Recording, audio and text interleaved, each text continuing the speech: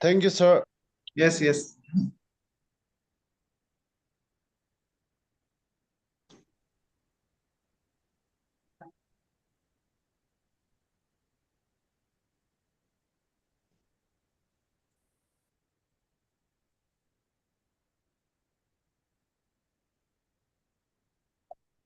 So I will invite all the speakers. Please join with video for the photo session, what we requested. And Vasanthi ma'am, can you please check the first 5 speakers are there so that it is easy for us to proceed. Yes, sir. Okay.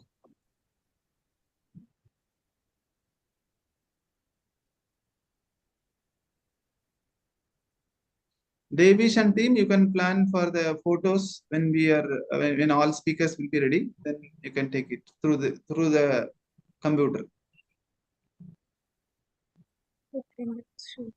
Vinodini ma'am, okay, I think you are Yes, in sir. mobile, Yes, so sir. it is okay. If Yeah, I'm there. possible, you can put background because mobile. No, actually, I'm there. Okay. Welcome, Sudesh, Dr. Sudesh, Dr. Vidya Mohan.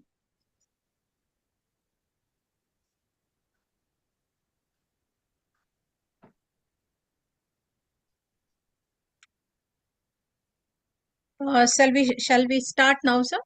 Just a minute, ma'am. We all are connecting now, so we'll have your photo. Then Yes, yes.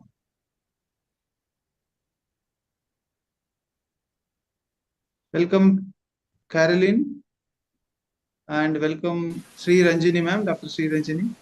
Yes, thank you, sir. Yes,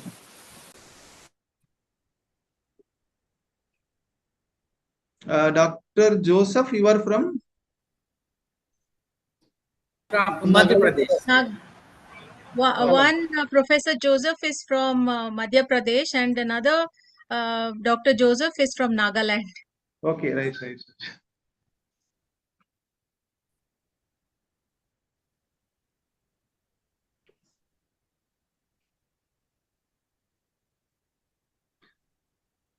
Okay, I think we can proceed, ma'am. Kavita ma'am also joined, or ma'am is joining late? Ma'am, Kavita ma'am?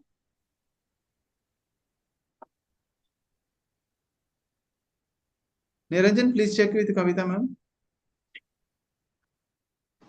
Devish? Yes, sir.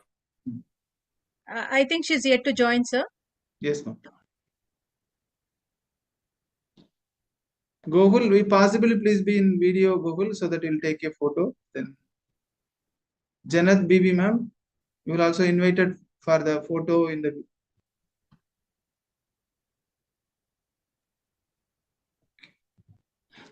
Google, you have that background. Can I share that? Yes, sir. You can do it in my WhatsApp. One second, sir. I had to change my background.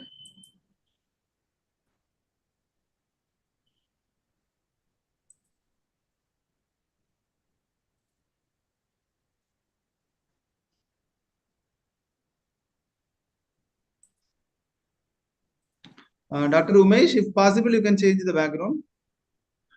Joseph. Sir, I'm trying, but I am facing some difficulty. Okay, no problem. If possible, you can do. And Joseph, Tebi, Joseph, also you can possibly you can do the background. If there is some difficulty, you leave that. Okay.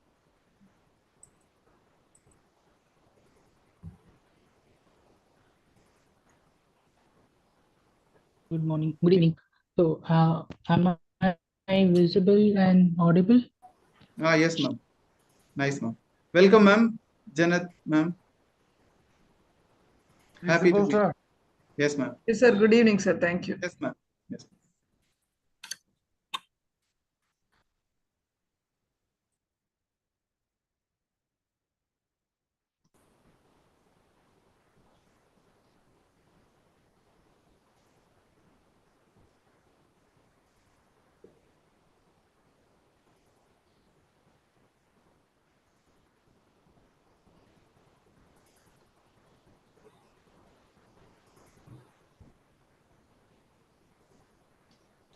Okay, ma'am. We'll start, ma'am.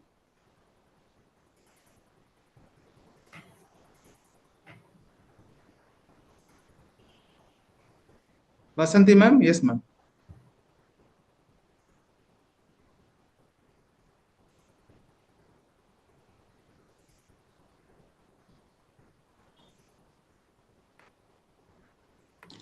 Vasanthi ma'am, we'll start now. Yes, sir.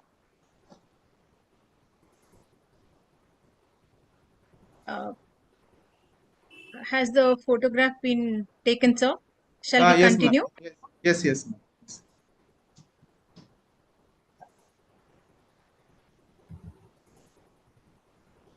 Greetings and good wishes from Igen. This is Vasanthi Reena Williams, Professor and Head, Department of Management Studies at Vidya Vikas Institute of Engineering and Technology, Mysore, Karnataka State, extending to all present here a warm welcome. And I will be your co-host and co-moderator along with Dr. Kavita ma'am. Firstly, a brief introduction about Igen Energathon 2025 4th edition, which starts on May 16th and ends on May 17th, 2025. And all of you are cordially invited for this. Igen Energathon 2025, the 4th edition of this global recognized energy action marathon is set to make history with a 20-25-minute world record attempt aligned with the 55th Earth Day and themed around our power and our planet. This edition will unite 25 global partners, 25 academic institutions, 25 industry and 25 academic leaders, 25 participants, 25,000 participants, 25 strategic teams. Together, these stakeholders will engage in continuous solution-oriented dialogue to address the most pressing global energy challenges.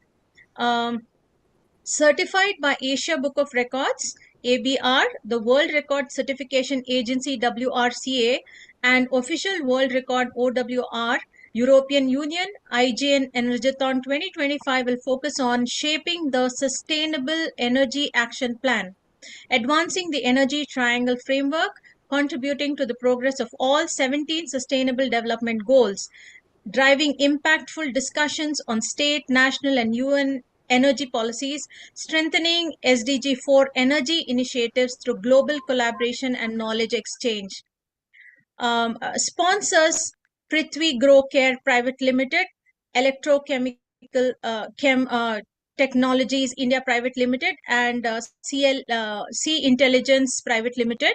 Organizing partners, the Institution of Green Engineers, URI, IGN Vibgayar Green Circle, Edugate Global UAE, Indo-UAE Economic Chamber of Commerce, IUECC, Dr. MGR Educational and Research Institute, University Science Islam Malaysia, JNN Institute of Engineering, Sri Ishwar College of Engineering, St. Xavier's Catholic College of Engineering, Government College of Engineering, Tirunelveli, St. Joseph's College of Engineering, and St. Joseph's Institute of Technology.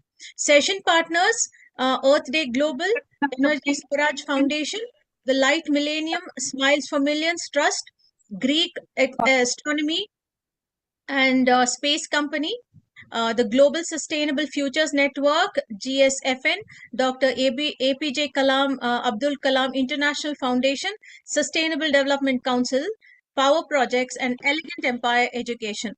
The marathon is more than a record. It is a movement to energize the planet for a sustainable future. Now, a brief about the evolution of IG Energathon. It is a marathon for green action in alignment with SDG 7, affordable and clean energy. The Institution of Green Engineers, IGEN, launched the concept of an energy action marathon titled IGEN Energathon during the height of the COVID-19 crisis. The initiative was inspired by the need for resilient energy discourse and indexed to the 50th Earth Day, symbolizing a renewed global commitment to sustainability. Igen Energathon 2020, the inception.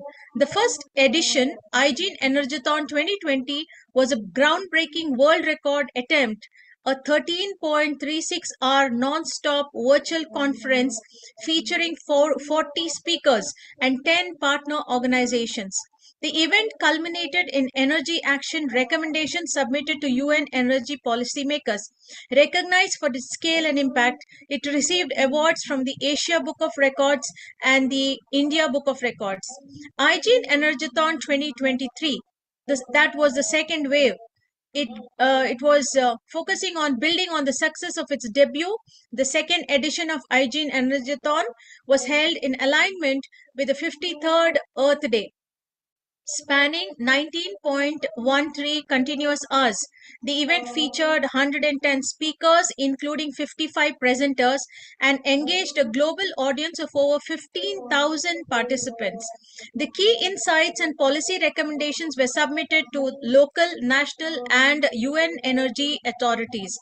This impactful edition was recognized with an award from the World Record Certification Agency, WRCA, Great Britain, for its extensive global outreach and influence. Igen Energathon 2024, the third edition. Igen Energathon 2024 marked a remarkable milestone with a 24-hour and 25-minute continuous global marathon. Focused on 6 critical themes under the banner of Energy for Sustainability, the event brought together 17 international partner organizations and participants from 17 countries.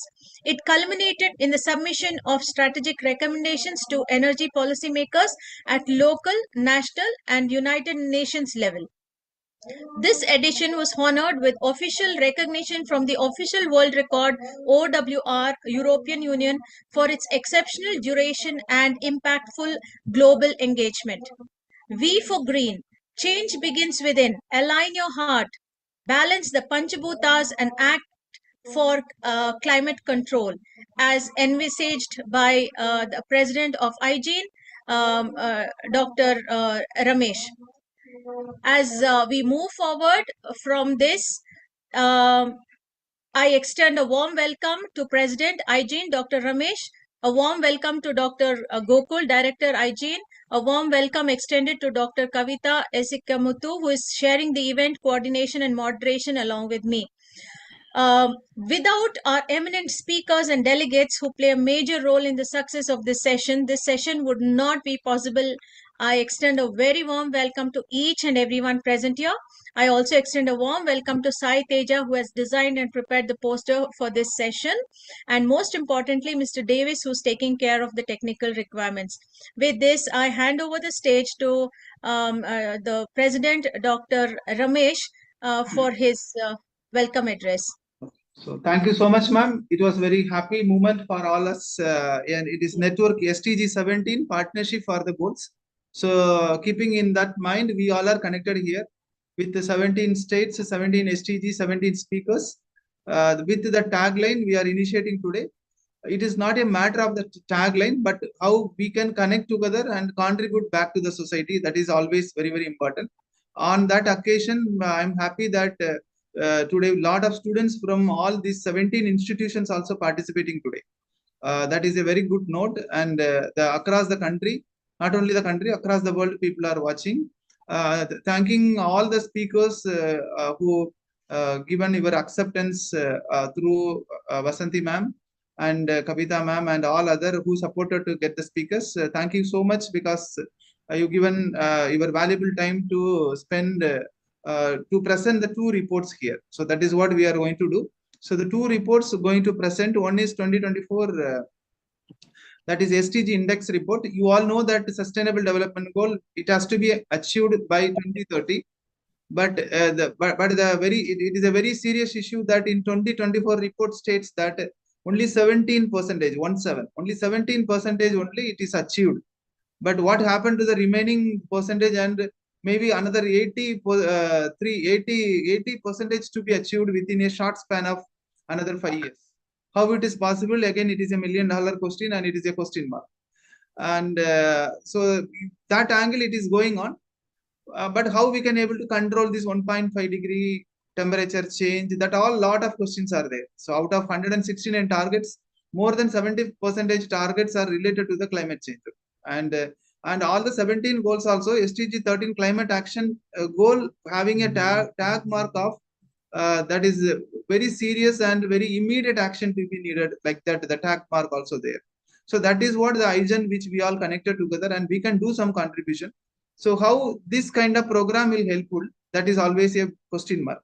So what actually how it will be helpful for which we are connecting here.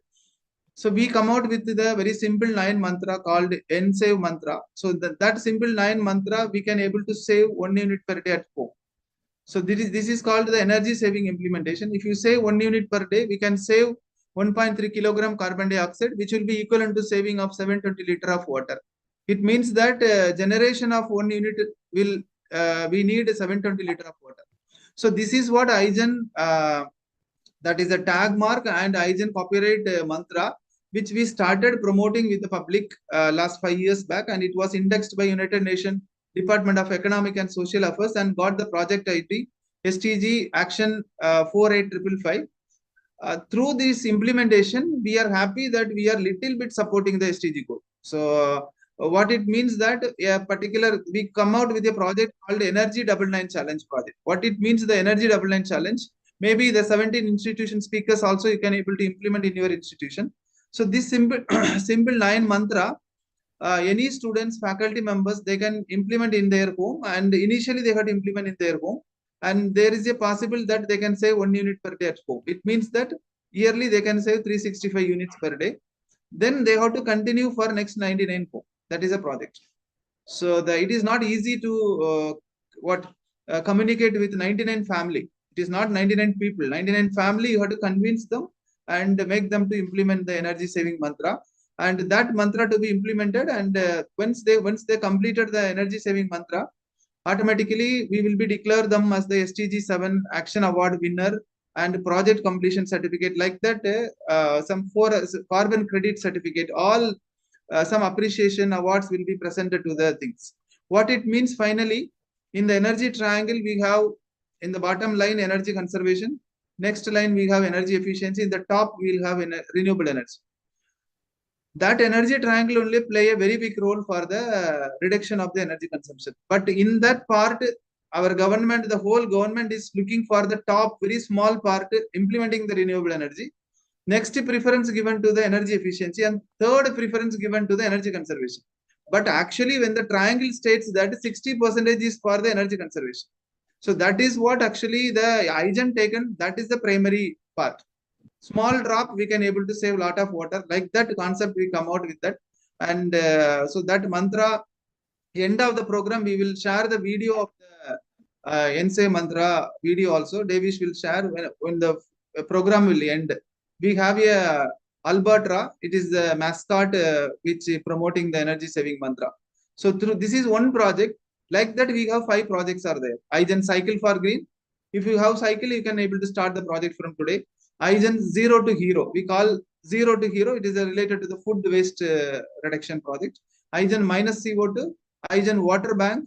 Like we have here some 6 to 7 projects which is presently it is there. It means that we not only talking, we are in the part of implementation. So that is what I would like to stress here, and I invite all the 17 institution students, those who are watching in YouTube, and all other students, and we will be mentioning the text of the that is a STG projects link in the group also. You can join there and participate and get benefited and be part of doing some good contribution back to the society. Thank you all. Thank you so much. Thank you so much, sir. I now request Director Igen, Dr. Gokul, to share his opening remarks. Yeah. So very good afternoon, very good evening to all present here. It's an important event. We're all joined together, and proud to be see that almost Pan India has been joined in this Energathon 2025. So 17 states, it's unimaginable, because even getting a people from one state or one district, it's difficult. But Igen has connected with this Energathon for almost 17 states. So kudos to all the speakers who have been joined here and going to deliberate their sessions in the upcoming times. So Igen Energathon is 2025, is something like a 4th edition, which we have initiated almost a month before, and this is a pre-conference too. So this is the 4th edition, which has been globally recognized energy with action of marathon. And it's almost going to create something around 33.75 hours of world record attempt. It's nothing but 20-25 minutes. So aligned with 55th year of Earth Day, and the theme is Our Power, Our Planet. So it's almost going to connect almost like 25 global partners, 25 academic institutions, 25 industries, and the leaders, and almost 25,000 participants. So it's something like amazing to see that how global actions can be converted by these all eminent people. And this is almost like it has been certified with various book of record, with Asia Book of Record and World Book of Record and official world record from European Union. So definitely when we try to see, this is like something very important that all of us should know.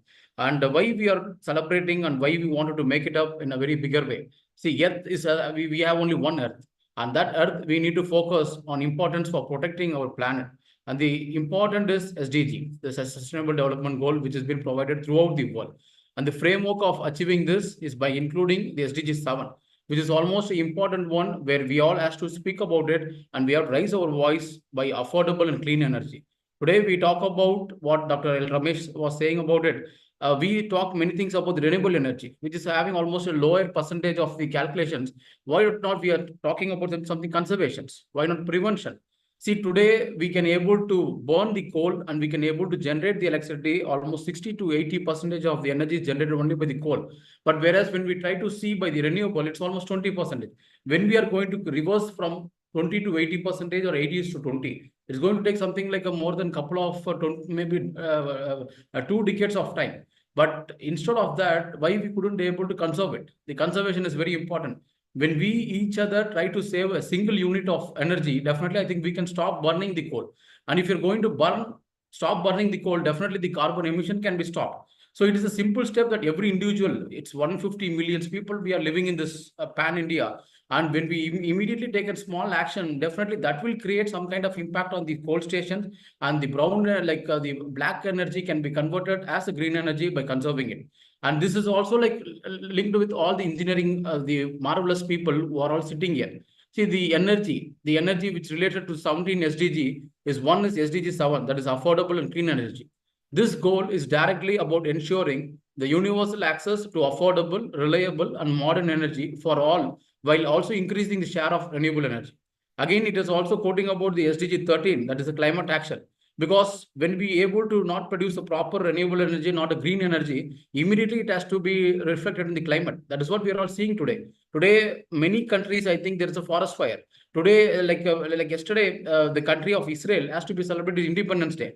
But the government has declared national emergency. Why? Because big forest fire has happened in Israel and they couldn't able to stop it. And they said it can be like a natural, it can be artificial. But climate action is also important that it is showing to the entire world. Every time, every part of the world is giving every human an alarm that something other than we are giving a lot of changes and beware and we need to bring it back our own earth as a normal way, because earth is suffering with fever. If we are getting a fever, definitely we go to the doctor and we get the medicine, we bring down the temperature. But this earth is already started. And we are still making that earth to become more and more fever. You see, at least 1 degree, okay, 1 or 2 degrees, still 105 degree, definitely I think it is going to hit back in a very bigger ash. And we need to take a step. And Igen Energathon has taken a huge work, and we have been also part of almost from COVID 2020 onwards. Today it is a 4th edition we are happening with Energathon, and this has to be a round of voice, because we are raising a voice not for talking in the online sessions or putting ourselves as a speaker, but we need to put it towards at least one person can able to bring another 100%, and they can able to conserve the energy. That is a warmth that we are going to give back to this earth. Because we always say give back to the nation, but it is not so. Give back to the earth. That is very important, because we have only one mother's earth. And today the bigger R&D is going towards research of other planets. You see, like going to the moon, going to the Mars, we need to spend nearly thousands of crores. And when we could be able to protect our own earth, what we are going to explore the other planet, and what we really going to do that.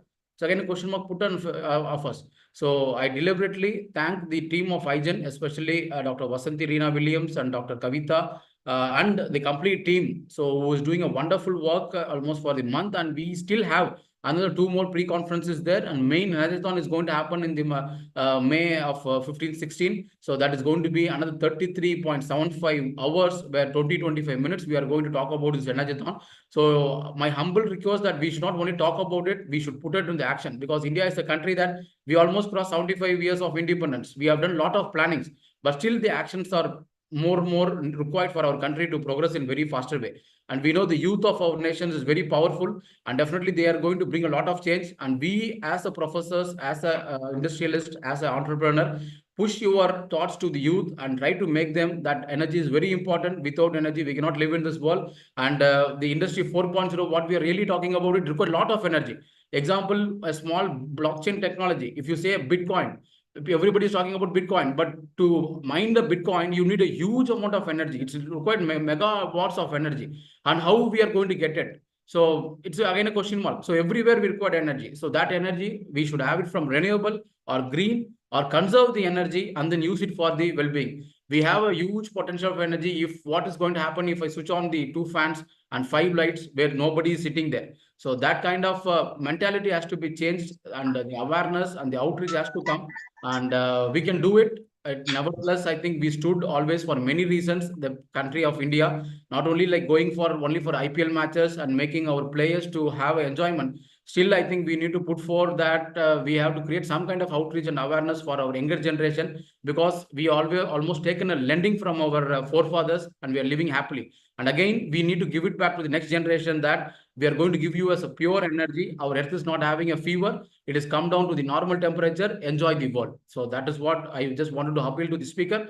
So once again, I thank all the organizers as well as the Igen president who could able to make this wonderful event. And we are all there as a team. We will make this earth much more clean and green. Thank you so much.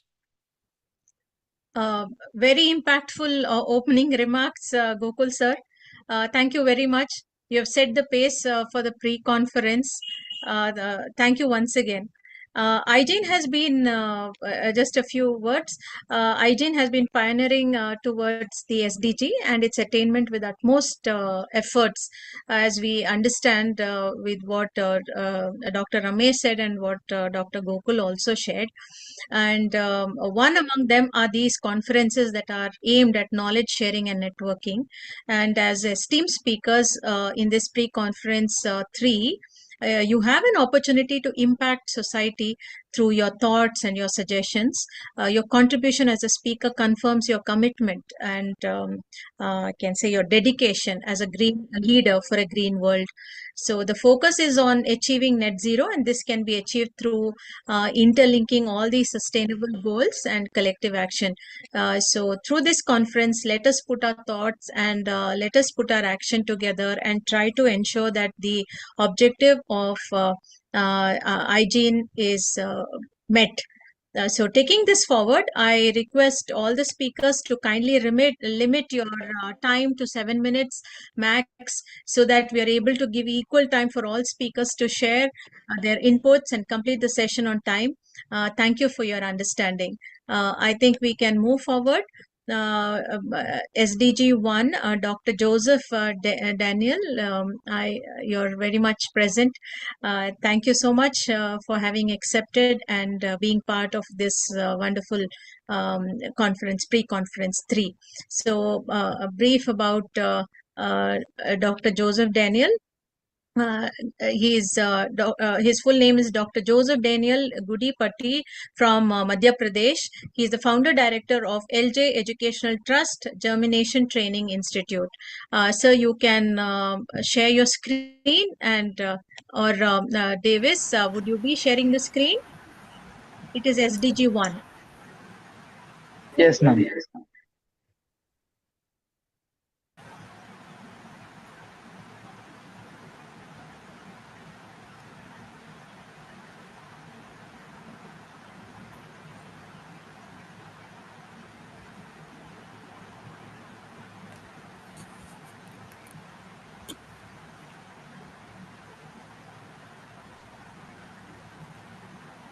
All right.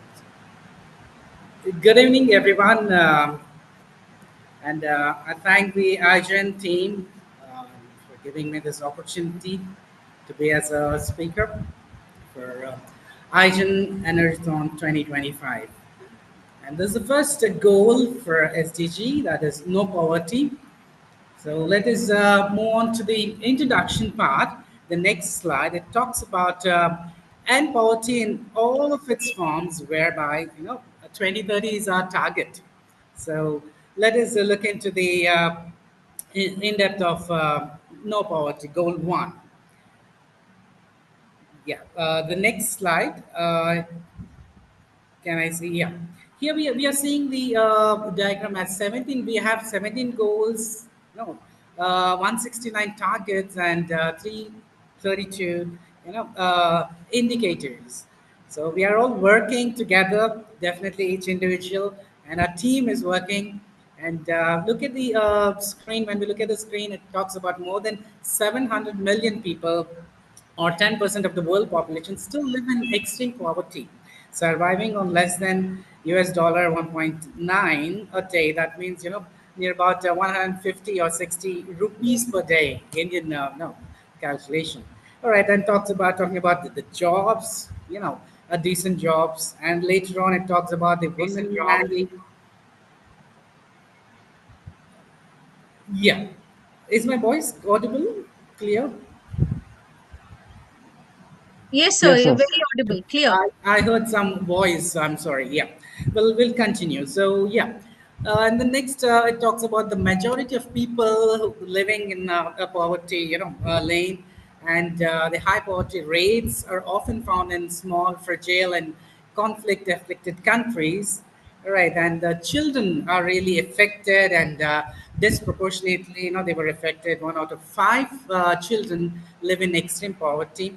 That is what the census says. And as of 2018, 55% of world population have no access to social protection. And lastly, in 2018, only 41% of women giving birth received maternity cash benefits. So when we look into all these things, definitely, it touches our hearts. Yes, there is poverty, and we need to work and eradicate poverty. We'll move on to the next slide. It talks about, yeah. Can we move on to the next slide?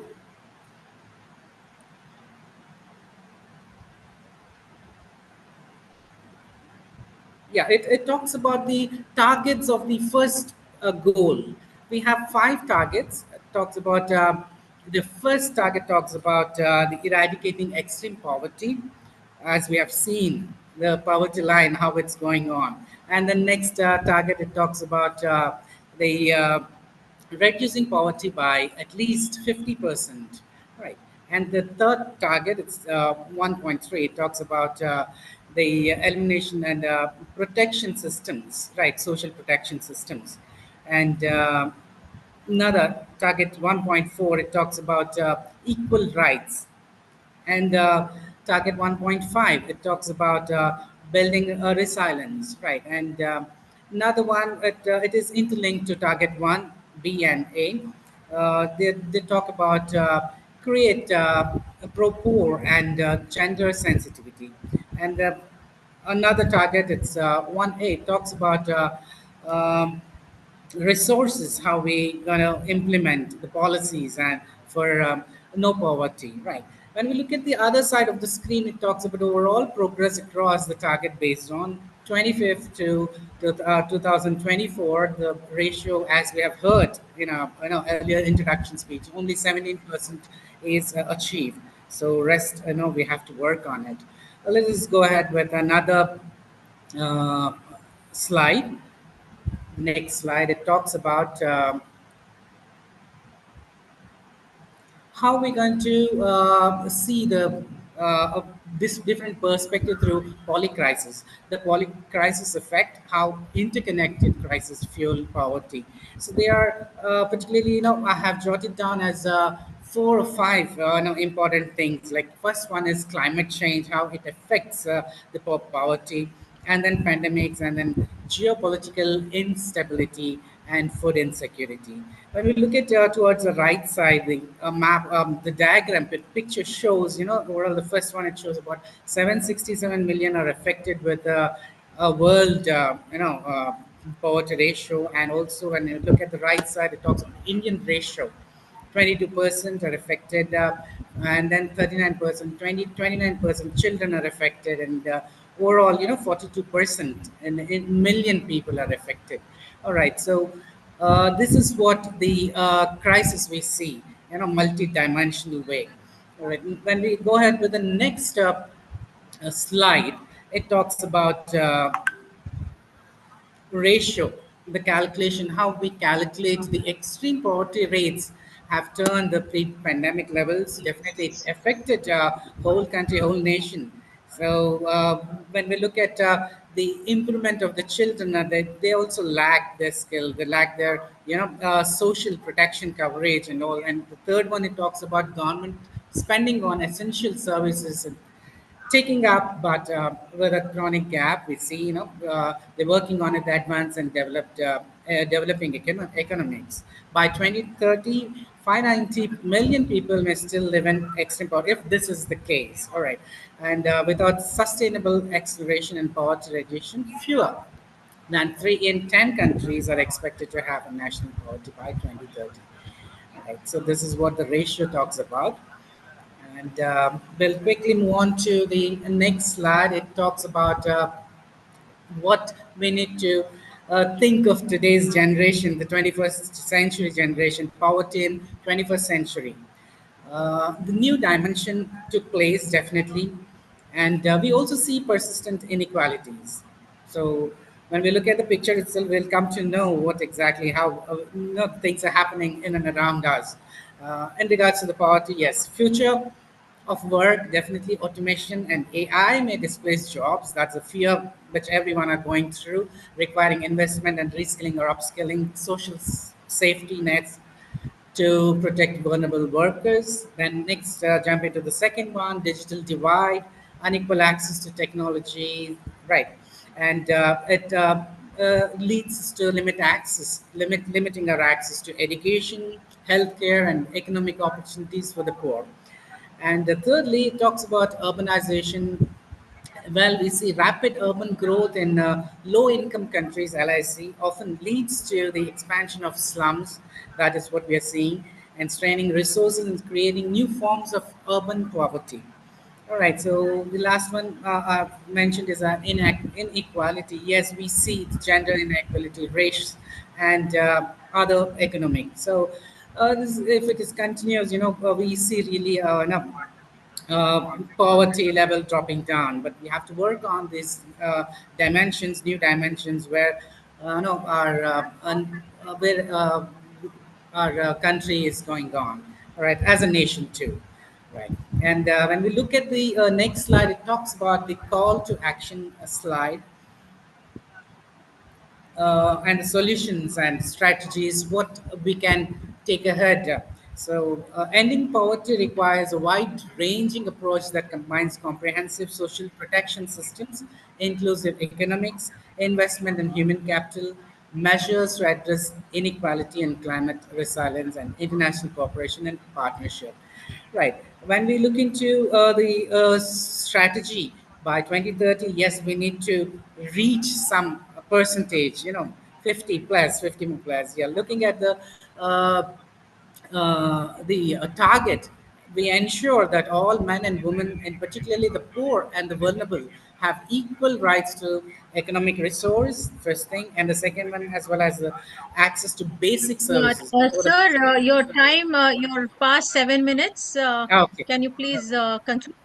I'll wind up within a few minutes, ma'am. So this is what we need to keep in mind: the technology, equal rights, and the basic services ownership. And we have to emphasize on economic empowerment and access the resources. So we'll quickly move on to the next slide. That would be my last slide, I guess. It's all about call to action slide. So we have to keep in mind reiterate urgency, role of government, international community, role of private sector and civil society, and of each and every individual who are here, and also lastly, I have mentioned it as let us work together to build a world where everyone has opportunity to thrive. That is what my caption is to conclude this. And as I'm from Madhya Pradesh, I would like to tell about a little about Madhya Pradesh. Madhya Pradesh has increased little on working on poverty by 60 to 72%. Yeah, that is what it is. And we'll together make this world better. And thank you so much for giving me this opportunity to share about the SDG goal one, no poverty. Thank you, man. Thank you, one and all. Thank you so much, sir. You focused on the polycrisis effect, the climate change, the geopolitical instability and the food insecurity, urbanization. You also identified the present situation of urbanization inequalities and the digital divide, which is also a cause leading to this particular focus that you have taken, the SDG 1. Thank you so much. We now move on to the second speaker, Dr. Bhupendra Kumar Soni. He is a dedicated academician and a researcher in electronics and communication engineering. Currently, he serves as a professor at Arya College of Engineering and IT, Jaipur, Rajasthan. With over 2 decades of experience, he has held leadership roles such as vice principal, head of department, and coordinator for accreditation. He holds a PhD in electronics and communication engineering from Mewar University, focusing on NOC topologies and power estimation. He also holds an MTech, MBA, and BTech in relevant fields. Over to you, sir.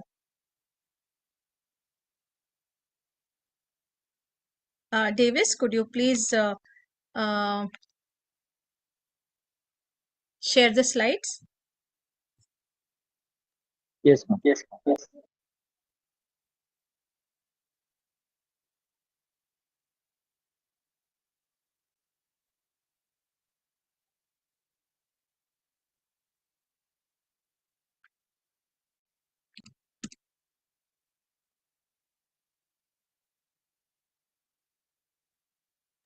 Just a minute, ma'am. You will share it. Yes.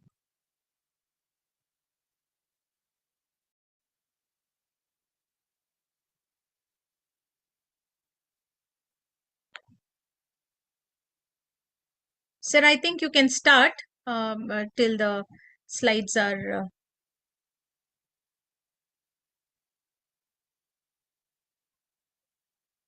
Yes, Davis, any problem? Yeah, some technical issues he is facing right now. That's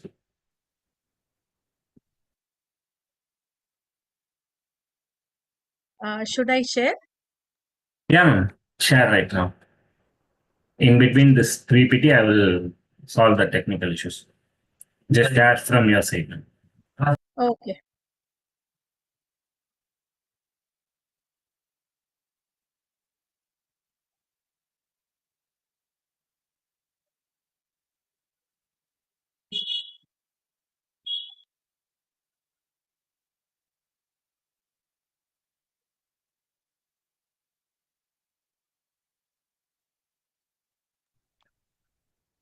Ma'am, are you going to share?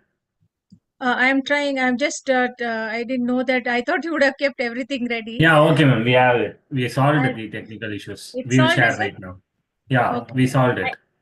Okay. No need of sharing then. Yeah, no Okay, need fine. of sharing. Okay. Thank you. Okay. Okay. Fine. So you can start. Yes, yes, yes. Good evening. My talk. Welcome to all in IGN Marathon 2025, and my topic is Zero Hunger, Sustainable Development Goal. Second slide, please. Uh, Zero Hunger is the second UN SDG aim to end hunger and promote food security, nutrition, and sustainable agriculture by 2030. The goal focuses on ensuring year-round access to safe, nutritious food, especially for the poor, by boosting agriculture, aiding small farmer, improving distribution, and cutting food waste. In 2023, about 733 million people faced hunger and 2.33 billion people experienced moderate to severe food insecurity. In 2023, 28.9 of the global population, 2.33 billion people, faced moderate or severe food insecurity, up by 383 million since 2019. In 2023, 22.3% of children under 5 were stunted. By 2030, this is projected to be 19.5%. Next slide, please. interlinkage between zero hunger and energy. Climate smart energy for food system transformation. In this food chain uses 30% of global energy, mainly fossil fuel, contributing 20 to 25% of global greenhouse gas emissions. Harmonization of bioenergy and food production. Wood fuel use in rural area lead to forest loss and health issue, highlighting the need for cleaner cooking solutions. Integration of other SDG to ensure energy food suitability, use of wastewater to produce biogas and reuse water for irrigation and for biofertilizer in soil management. Use of renewable energy offers potential benefits and residue from food chain and can be used for bioenergy production. Clean cooking option can reduce the incidence of respiratory disease, while sustainable energy provided for food production can also be used to pump good quality water and poor health centers. Next slide, please. Proposed action for zero hunger, raise awareness about the business case for sustainable energy investment in food system transformation, adopt a food chain centered approach to energy provision, enhance mapping of area where better energy access has the highest positive impact on food chains, include the food energy nexus in national climate commitments, promote and support the implementation of sustainable integrated food energy system and operation, develop a stable and supportive enable environment, ensure that intersectoral linkage and are reflected in energy transition policies as well as in water, agriculture, and environmental related policies. Improve intersectoral and multi-stakeholder coordination. Next slide, please. Global government, next one is the global government spending and aid for agriculture surge and economic challenges. Global government spending on agriculture increased steadily, reaching a record high of $749 billion in 2022. The agriculture orientation index declines from 0.5 in 2015 to 0.43 in 2020 before rebounding to 0.48 in 2022. From 2015 to 2022, the volume of aid for agriculture provided to developing countries rose by 47.2% from 12.3 dollar billion to 18.1 billion dollar. The 33% increase from 2021 to 2022 was primarily driven by agriculture development projects and initiatives in agriculture policies, administrative management, and financial services. Next slide, please. Accelerated, next one is the accelerated action cloud bring productive and sustainable agriculture within reach globally. Productivity and sustainable agriculture is essential to meeting human need for current and future generation. To track global progress, the interagency and expert group on SDG indicates adopted a new set of seven sub-indicates addresses economic, social, and environmental aspects. Data from 2021 indicated that the world was moderately distant from achieving the goal with a score of 3.4 out of 5, showing slight improvement since 2015. Although further analysis is needed to understand the varying rate of progress, evidence suggests that all regions must uh, urgently take sustained and coordinated action to advance productive and sustainable agriculture by 2030. Next slide, please. Now, last one is a conclusion. We can we can do for zero hunger. Achieving zero hunger by 2030 is deeply interconnected with the transformation of global food system, which must be supported by productive, sustainable agriculture and clean, accessible energy. While global investment and aid in agriculture have increased and progressive is evident in some areas like clean irrigation, significant challenges remain. These include unsustainable energy use, high cost of renewable technologies, and limited infrastructure in developing countries. Urgent coordinated action is required to enhance food So security, your 7 minutes is up, sir. Can you promote, conclude, please, quickly? promote sustainable farming practice, and ensure affordable energy access across all stage of food system from production to market. Next slide, please. This is Sir, your time is up, please. Yeah, thank you. thank Thank you, you. sir. Thank you. Singh. Yeah, you touched, thank you so much, sir. You touched upon the present situation and also suggested proposed action for zero hunger, which is what the pre-conference is basically focusing upon. And you spoke about how it can be done. You concluded saying that it needs to be supported by productive, sustainable agriculture and clean, accessible energy. Yes, yes. Thank you so much. It was very concise, precise, and um, uh, well described. Thank you so much, sir. Thank you very much. Yeah, we go to the next speaker now, SDG 3, Dr. S. Sri Ranjini Mokshagundam. As the slide is being displayed, I'll brief about Dr. Sri Ranjini Mokshagundam is a dynamic professor of management at BGSB School, Bangalore, and research supervisor at Mysore University. She has around 13 years of academic leadership. She is a certified soft skill and corporate trainer, NLP practitioner, and international mentor. She is the proud great granddaughter of Bharata Ratna Shri Mokshagundam Vishweshwaraya. He is a well known, in many households. He is well known as one of the framers or the planners for the state. And she combines scholarly depth with good exposure, mentoring future leaders across disciplines. Over to you, Dr. Sri Ranjani. Ma'am, thank you so much for that humble introduction. Hope I am audible and visible. Yeah, and I'm just yeah, please.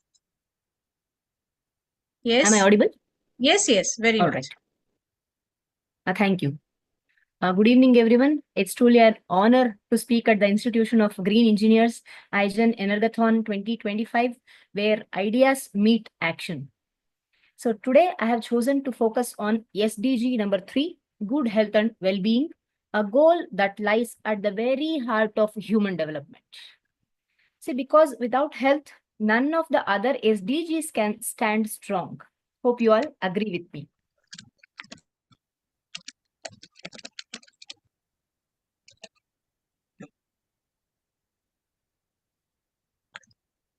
Yes. I'm just trying to reach the slide. Nothing. Oh, yeah.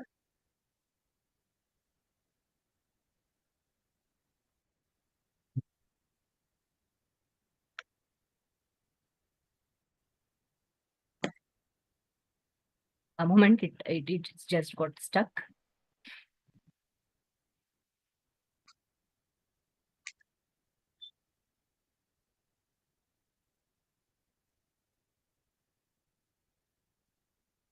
All right, hope it's changing. Yes. Let's very quickly begin with the global picture of report number 1, drawing from the 2024 United Nations Department of Economic and Social Affairs, one of the most credible sources tracking our collective progress towards the Sustainable Development Goals. So coming to this report of 2024, it offers a sobering yet insightful view of where we stand on Sustainable Development Goal number 3. So there is progress, yes, but also serious setbacks that we must address head on. Let us look into it. Yes. Global health trends. What's the reality? Well, it's a mixed bag. What's going well? Under 5 mortality at historic low. So fewer children under the age of 5 are dying than ever before. A major success in child health with 2022, with the year 2022 seeing the lowest numbers. Then coming to skilled birth attendance rising, means more women are giving birth with the help of trained professionals, increasing from 80% in the year 2015 to 86% in the year 2023. It means safer births for moms and babies. Quite something, isn't it? Yes. Now, what needs attention? As you see the graph, maternal mortality has stalled. The number of women dying during pregnancy or childbirth is not improving. It is stuck at 223 deaths per 1 lakh live births, means which is 3 times higher than the 2030 global target. Because specifically target 3.1, which aims to reduce the global maternal mortality ratio to less than 70% when we take 1 lakh live births by 2030. Unfortunately, that is not happening. Then coming to global life expectancy around the world, it has dropped to 71.4 years in the year 2021, and it has erased a decade's worth of our progress, mostly due to the COVID-19 pandemic and its after effects. Very, very unfortunate. Okay. Health service gaps. So there are inequalities in access and care, says our 2024 UN report. Now we face a hard truth: inequity in health access. Today, half the global population still lacks access to essential health services. And as Professor L. Ramesh sir was mentioning, that's not just a number. That is billions of lives at risk. Shall we agree on that? And our health systems are under immense strain. See, health workers, they are aging, they are overwhelmed, and they are under-resourced. And 21 million children missed routine vaccines in the year 2022. Just imagine. And diseases like HIV, TB, malaria, they are stagnating, even resurging. So let's be clear, health, it should not be a privilege, but it must be a right. All right?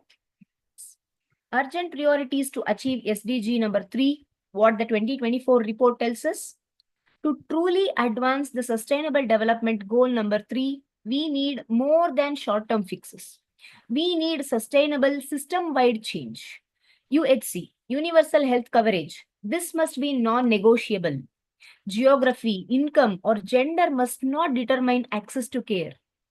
So every person, urban or rural, deserves the same dignity in healthcare. And that is undeniable, definitely. Then coming to primary healthcare, this is where prevention wins, where early detection saves the lives as well as costs. It may not be glamorous, but it is foundational. Then equity at the core.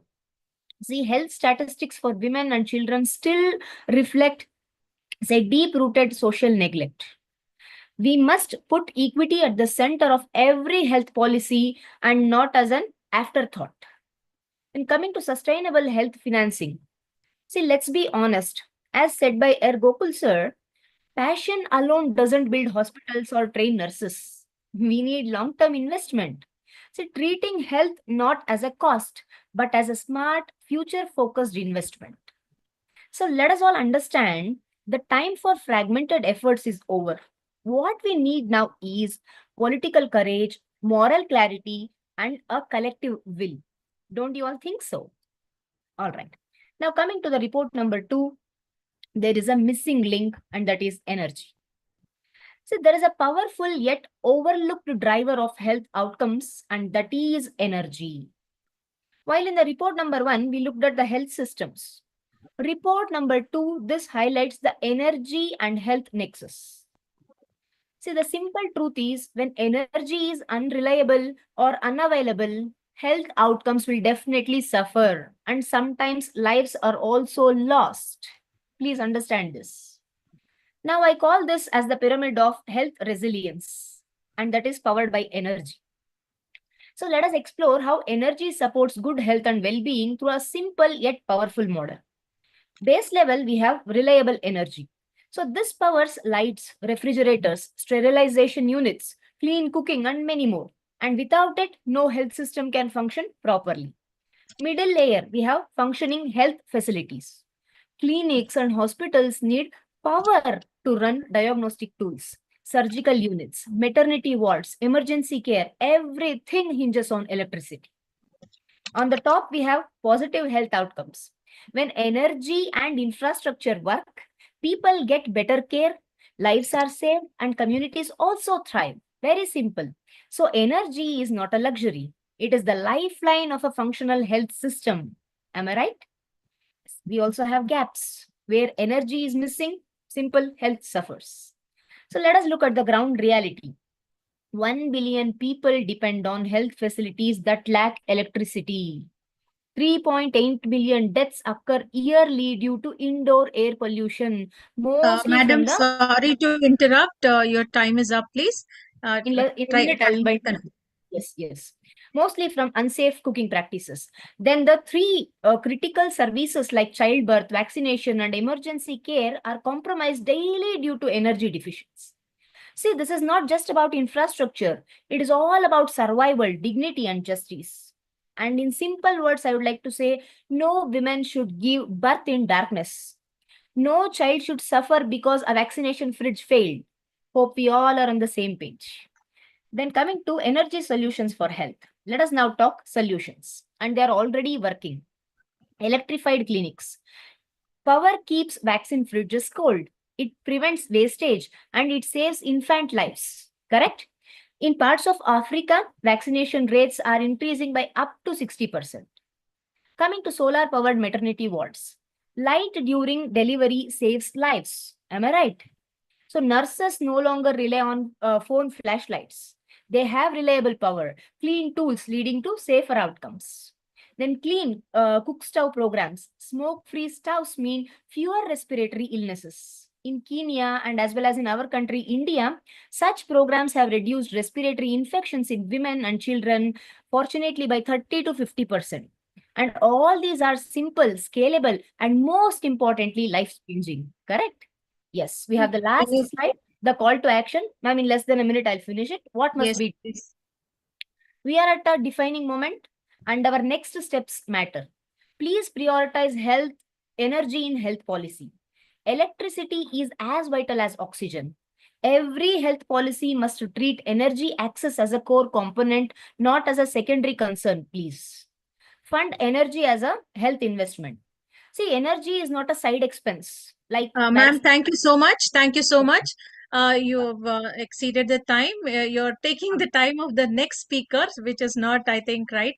So right. rightly said, health is wealth. And you took us through global health trends, which is showing positive and negative trend. You also highlighted how inequality in health access, that is really a truth, and we all have to accept it. And system-wide change is the call of the hour. Thank you so much, ma'am, for your wonderful presentation. We go to the next speaker now, Dr. I express my gratitude to the esteemed Igen, the Institute of Engineers, and the coordinators, Professor Vasanthi Reena Williams ma'am and Dr. Kavita ma'am, and all other partners and sponsors and esteemed participants. Thank you so much. Dr. Hardeep Singh, Professor, is the next speaker. I just, as the slide is going on, I request all the speakers kindly stick to the 7 minutes, because that affects this the time of the, it takes the time of, you're eating the time of the next speaker, please. So a brief introduction.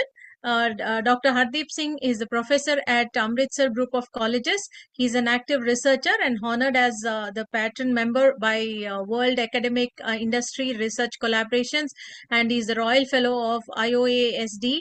He has published several papers in national and international conferences and written a book on technical communication skills. Over to you, Professor.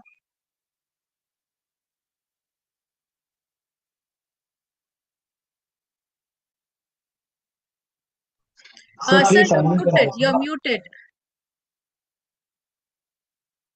Kindly unmute yourself. Yes. Yes, Good yes. evening. Good evening. First of all, I would like to thank to the organizers of this wonderful program to invite me as a speaker to talk on ST4 quality education. Firstly, I would like to mention that we have already been talking that we are not going towards the achieving these sustainable development goals, and I think that ST4 quality education is very, you can say, magical stick. If we implement in a right way, we will be able to achieve all the sustainable development goals at the right time. So quality education to be implemented in a right manner and in a right way, it is very much important. So we were talking about coming to the first slide. Progress towards goal 4 has been slow since 2015, with only 58% of students worldwide achieving a minimum proficiency in reading by 2019. Now come to the second slide. Prog- Many countries face challenges such as inadequate education infrastructure, teacher shortages, and insufficient teacher training.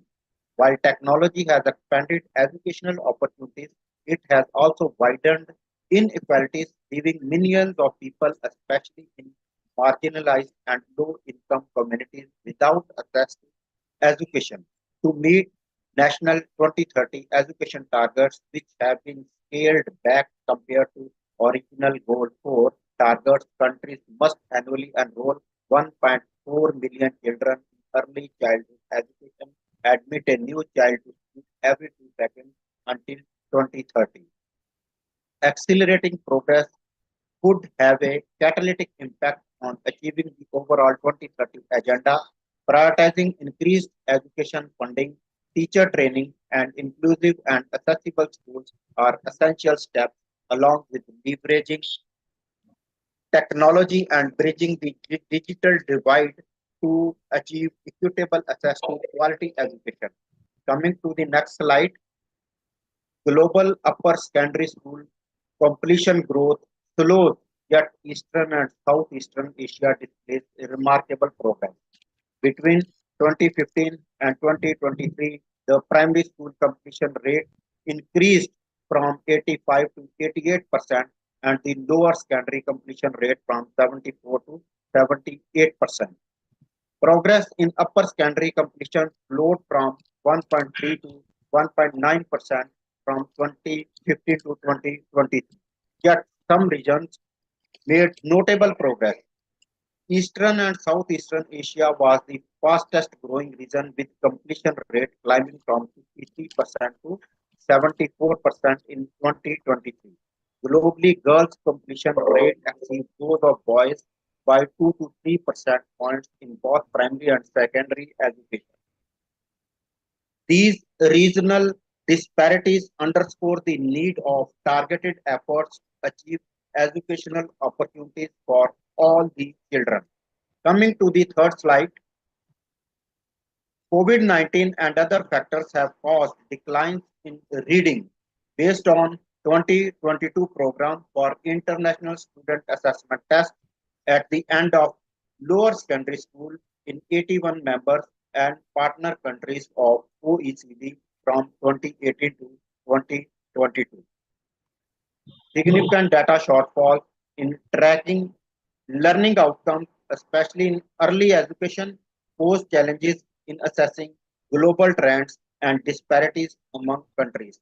With data available from only 1 in 5 countries, and of the primary school, recent initiatives to close the gap show promise in expanding cross national assessment. Next slide, please. Fourth slide. There is an urgent need for enhanced climate change and sustainability education and teacher training. Although 90% of countries report that they mainstream sustainable development and global citizenship subjects in national education systems, evidence stress scattered uptake. A 2023 study of more than 530 ninth grade science and social science curricula found that 69% did not mention climate change and 6% committed sustainability. So there is very much need to introduce these things and comprehensive support from schools, training institutions, communities, and government is essential to encourage students, educators, effectively transmit sustainability principles to future generations. Next slide, please. Globally, pre-primary education has strengthened since this SDG were agreed. 7 out of 10 children globally attended organized learning 1 year before the official pre-primary entry age in 2022. COVID-19 reversed growth in pre-primary education, causing a decline of 1.5% points. Overall, financial barriers also persist in regions where the private provision of education is prevalent. Overall, children from richer households are twice as likely to attend pre-primary schools compared to those from the least affluent households in sub-Saharan Africa areas. So, coming to the next slide, lags in basic services in schools continue to marginalize girls and disabled students. There is in mostly schools there is not provision for these marginalized and disabled students, despite basic services in schools being essential for fair learning opportunities. Progress is slow, particularly affecting students with disabilities. Globally, only half of the primary schools and just 62% of secondary schools have basic infrastructure for students with disabilities. Between 2021 and 2022, the growth rate in schools, internet access for pedagogical purposes doubled globally, even tripled in some regions. At upper secondary schools, 91% of schools had access to electricity and 81% had computers and 69% were connected to the internet. Coming to the next slide. Sir, can you conclude, please? Your time is running short. Yes, sure. So coming to the conclusion that this quality education is very much required. It may be at primary level, pre-primary level, secondary level, or at university level. So coming to the higher education, I would like to mention one thing, that we need to inculcate research in the students as well as the educators in the real manner. And lastly, concluding in one line, that we have to take care of SDG 4 if we want to complete all the sustainable development goals by 2030. Thanks for inviting me for this talk. Good evening. Thank you, sir. Thank you, sir. You have rightly highlighted the significance of education in driving the SDG and the effect of climate change, having effective teachers training and sustainable education. You have also mentioned about financial barriers, and very truly, that is one of the biggest obstacle, not only in India but throughout the globe.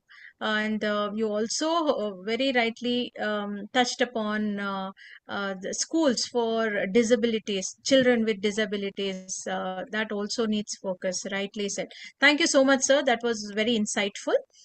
We can go to the next speaker now, Dr. Umesh from Kerala state. He is representing that state.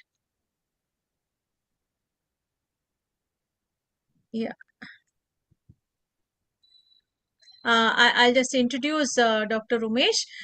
He is the Associate Professor and Research Supervisor. He is from the Department of Commerce, Amal College of Advanced Studies. A warm welcome to you, sir. Dr. Umesh? Yeah, thank you, ma'am. I'm audible? Yes, yes, you're very clear. Okay, thank you. Good evening, everyone. And uh, thank you, the Institute of Green Engineers, for arranging this wonderful program. So, moving to my SDG, that is number 5, that is gender equality. So, can I move to the next slide? Okay. Um, Basically, if we consider the report of UN for the last 2024, the report clearly shows that the real condition of gender equality uh, in the present scenario, the gender-based violence and legal reform, that is 1 in 5 girls still marries before 18, and over 230 million women have undergone FGM, that is female genital mutilation. Uh, it's really alarming, and this happens basically in sub-Saharan region, in the African region. And the legal process, that is, we can see that 56 legal reforms across 120 countries. The focus area, employment, uh, everything is negligible in number. 22, the violence reported is only 18, marriage and family, the 14, the public life and legal framework is just 2. So nothing is coming up. I mean, compared to the gender equality, if you compare the continent wise, with the Australian continent or with the European continent, the condition in Africa and Asia is really vulnerable. And moving to the second slide, we can see the disability and partner violence. That is the domestic violence we used to say. The women with disabilities experience higher rates of intimate partner violence, that is IPV, especially in Mongolia, 41% with disability. You can see that table, and 28% without disability, and compared to in Vietnam it's 20% with disability and 13% without disability. We can also see the condition of Bhutan and Sri Lanka. And coming to the third main issue, the harmful practices. Number one, child marriage, 640 million affected globally. And again, the FGM, the female genital mutilation cases, highest in Africa, especially in Djibouti, Guinea, and Somalia, that is more than 90%. And going to the women in leadership, the parliamentary seats, 26.9% only is held by women, and the managerial loads, it's only 27.5% globally since 2016. And in sub-Saharan Africa, the progress seen is 38% female managers, only 38%. Again, it's only a negligible number. And moving to the third slide, and regarding to the unpaid domestic work, it's women spend 2.5 uh, more time than men. The highest disparity in Northern Africa, Western Africa, is 4.9 is to 1. You can see that again the table has clearly specified the percentage, the time spent on unpaid work in North Africa and West Asia is 15.2 percentage, Central and South Asia is 20.2, Europe and North America is 17.6, Sub-Saharan Africa is 18.6, right? And coming to the sexual and reproductive health autonomy, globally is 56% of women in the age group of 15 to 49 can make decisions. So again, there is kind of a male dominance we can find. In sub-Saharan Africa, lowest at 38%, and highest in Europe is 80%. So there's a huge gap compared to the European continent and the sub-Saharan Africa and Asian continent. And moving to the decision-making autonomy, again, it's clearly shown. The table specifically points out the condition of sub-Saharan Africa and Southeastern Asia. Moving to the next slide. What is the real progress towards achieving affordable and clean energy and gender equality? The key insights and actions regarding to the energy and gender equality.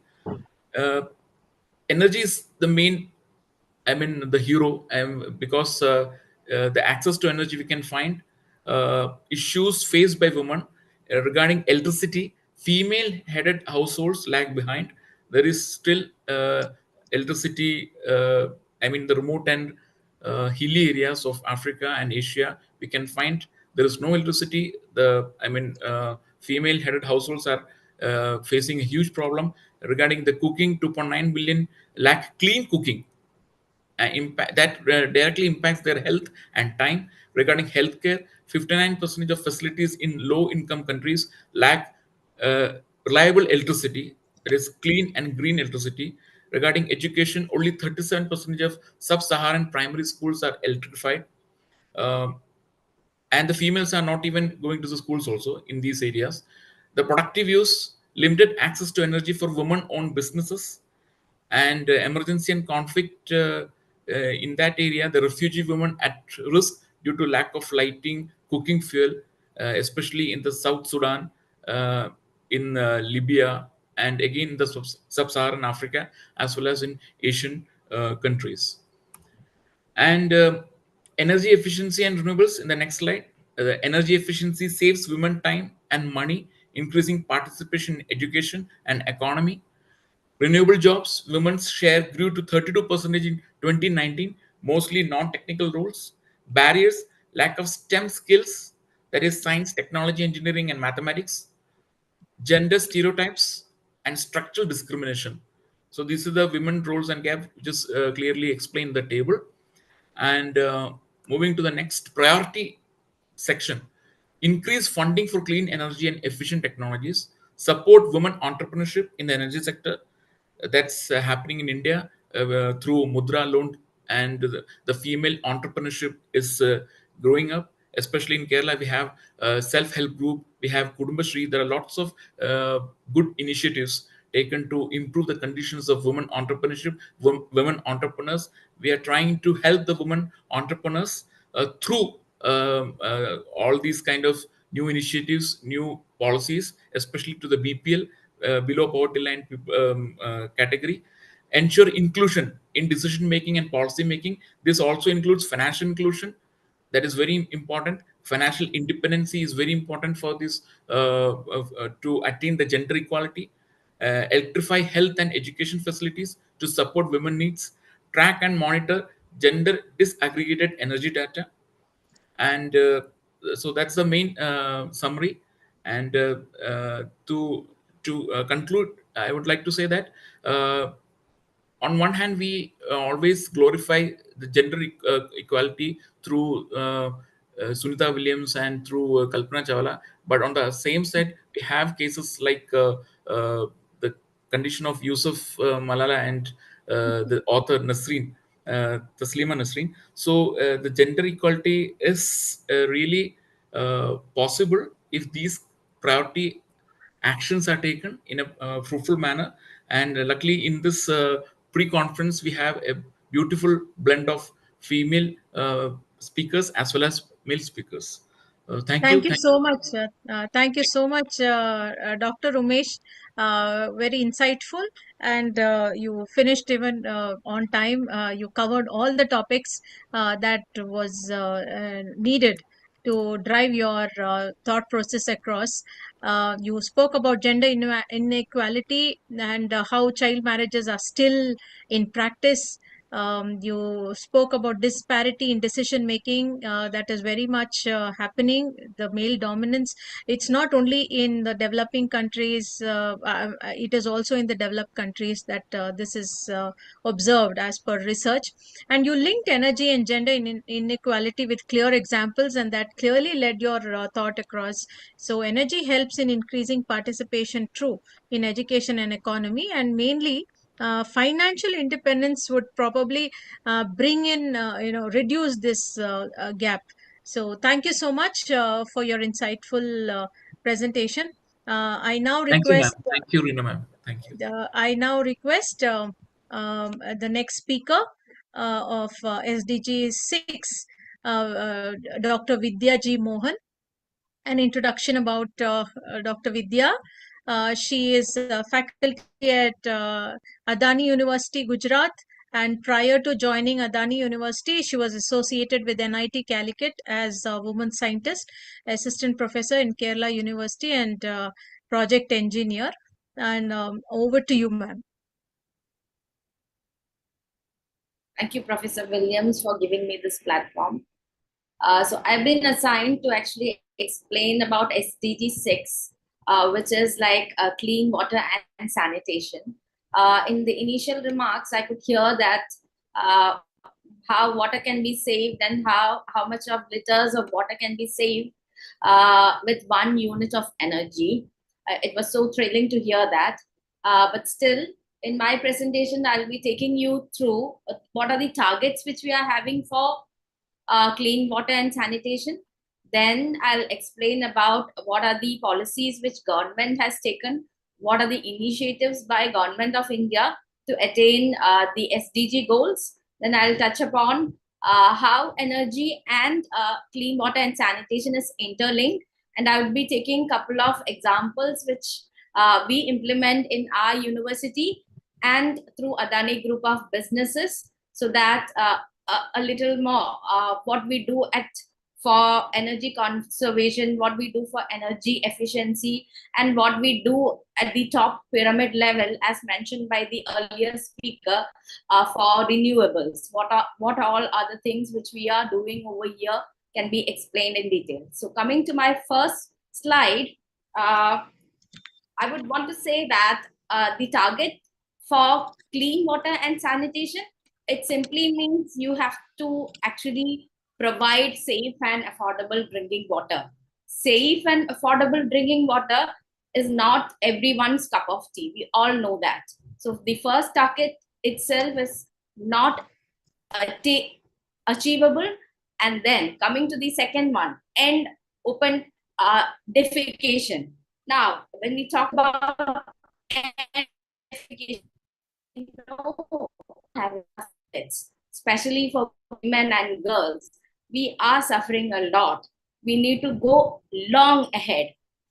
Now, coming to the third one, improve wastewater treatment and safe reuse of it. Water quality actually is a problem because we are having a lot of pollution. Eliminating dumping and minimizing release of hazardous chemicals is main issue which we are facing over here. Now, increase in water use efficiency and ensure water supplies. Substantial increase in water use efficiency across all sectors are required. Ensure withdrawals and supply for fresh water to address water scarcity is another target which we need to focus on. Coming to the next slide, can you just fifth point is about implementation of integrated water resource management, and sixth one is about protect and restore water related ecosystem.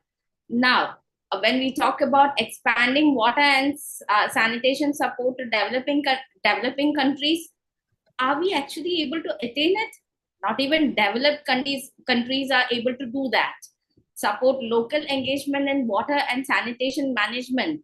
But we should be fortunate that nowadays government has initiatives, and government initiatives include Swachh Bharat Mission, Clean India Mission, Jal Jeevan Mission, National Rural Drinking Water Program.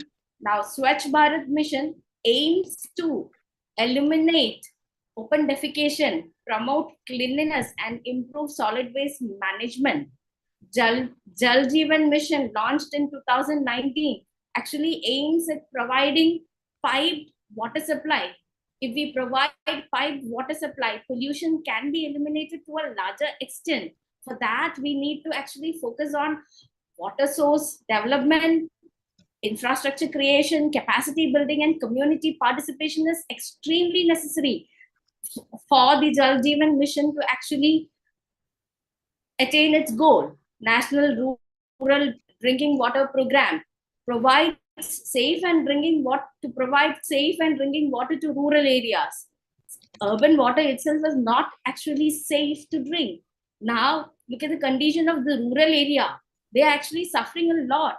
The sustainability of water supply schemes, water testing, and community-based management is actually around 20% across different districts which are in coming under the rural category.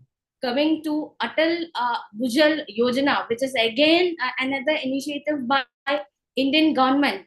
This scheme is actually launched in 2018, but we are not able to attain the objectives as of now because groundwater resources itself is getting polluted. Then how are we going to actually attain it? National Urban Sanitation Policy. The policy itself aims on sanitation-based management in urban area, but the practices, as a person, as an individual, we need to create awareness among us. How many of us are actually polluting?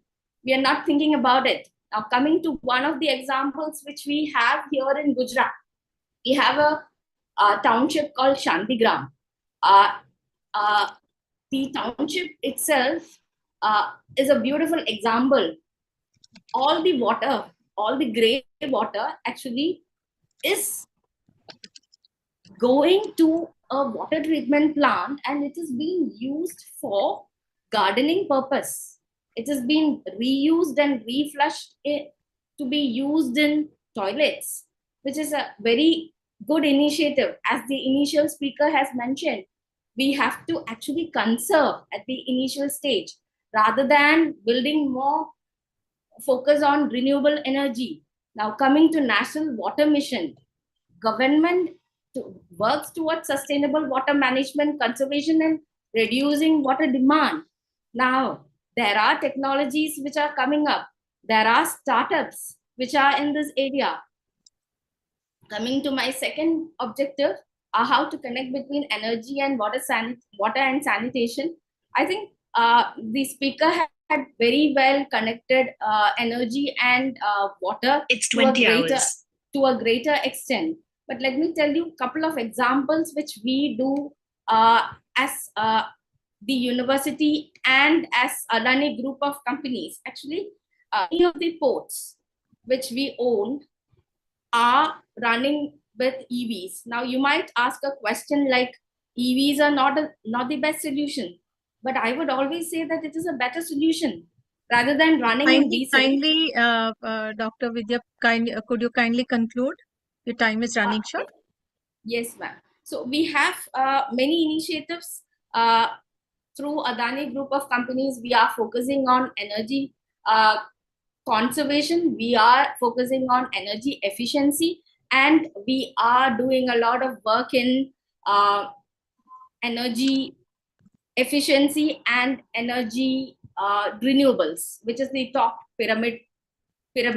Now, coming to renewables, do we actually require it? See, if we are able to be efficient and if we are able to conserve, we do not require renewables.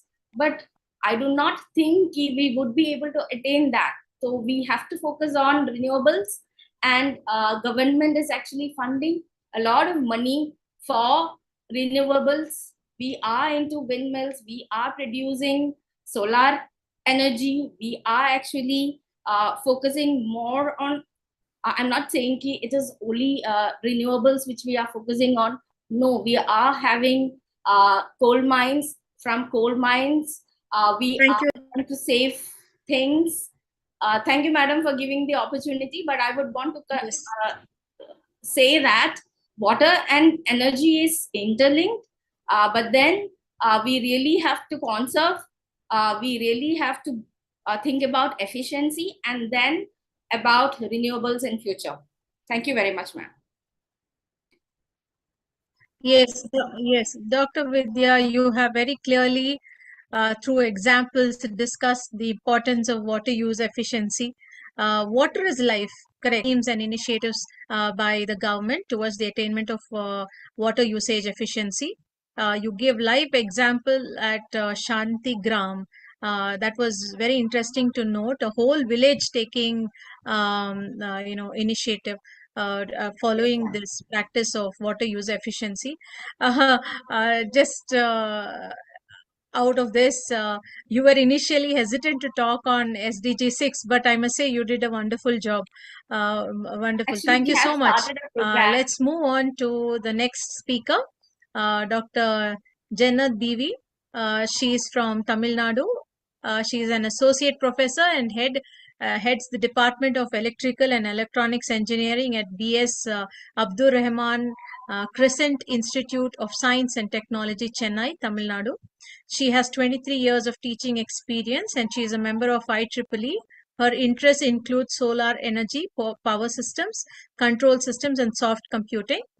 She coordinates the Crescent Energy Club and leads sustainability initiatives like Walk for Plastic, tree planting, and several other initiatives. Over to you, Dr. Jannat Bivi. Thank you, ma'am. Thank you for the introduction. I hope I'm audible enough. Yes, yes, you are. Yeah. Thank you. So good evening, everyone. So this SDG goal is crucial, SDG 7, which is affordable and clean energy for fostering sustainable development and improving quality of life. The colorful icons you see at the bottom, they represent various sustainability themes highlighting the interconnectedness of energy access with broader environmental and social issues. As we move forward, it is essential to recognize how energy access can drive progress in health, education, and economic growth. Next slide, please.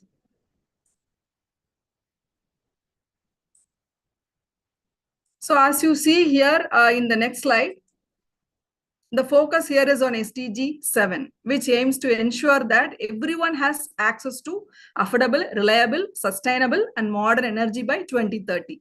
That is the goal. This goal is not just about energy access. It plays a vital role in enhancing health, education, and economic growth while also addressing climate change. So the image you see here, it is of workers installing solar panels in Yemen, illustrates the practical application of renewable energy in challenging environments, showcasing the potential for sustainable solutions, even in resource-limited settings. Next slide, please.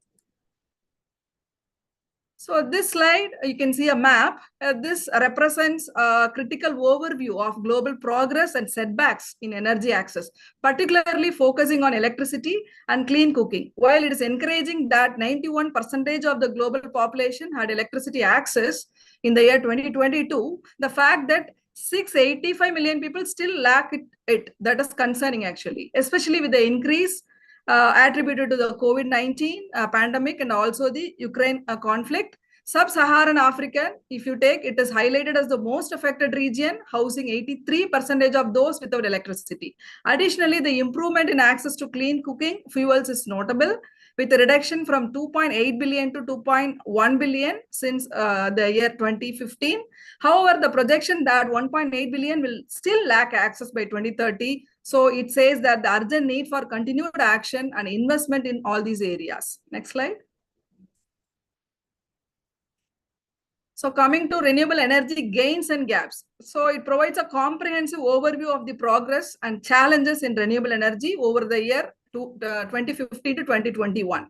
So notably, the increase in renewables from 16.7% to 18.7% of global energy consumption, that reflects a positive trend, particularly in the electricity sector, which has been a significant rise to 28.2% if you see in the graph. However, it is crucial to highlight the lagging performance in the heating and transport sectors, which together account for 80% of energy use. They actually use 80% of electricity, but the renewable use is very less. So, but I've seen minimal adoption of renewable sources. Additionally, the significant contrast in energy capacity between least developed countries and developing countries, that says the urgent need for targeted investments and policies to bridge this particular gap. Next slide, please. So accelerating progress toward 2030. So it says the urgent need for investors to increase the investment, the world to increase the investment in clean energy to meet global targets by 2030. The call for tripling clean energy financing is critical, especially given that the international financial flows are still below 2016 levels. The projected decrease in the population without access to clean fuels by 2030 is encouraging. There is a decrease, but it requires immediate action to scale up decentralized renewable sources or solutions and prioritize clean cooking technologies to ensure equitable access for all. Next slide. So energy access is a driver of economic growth.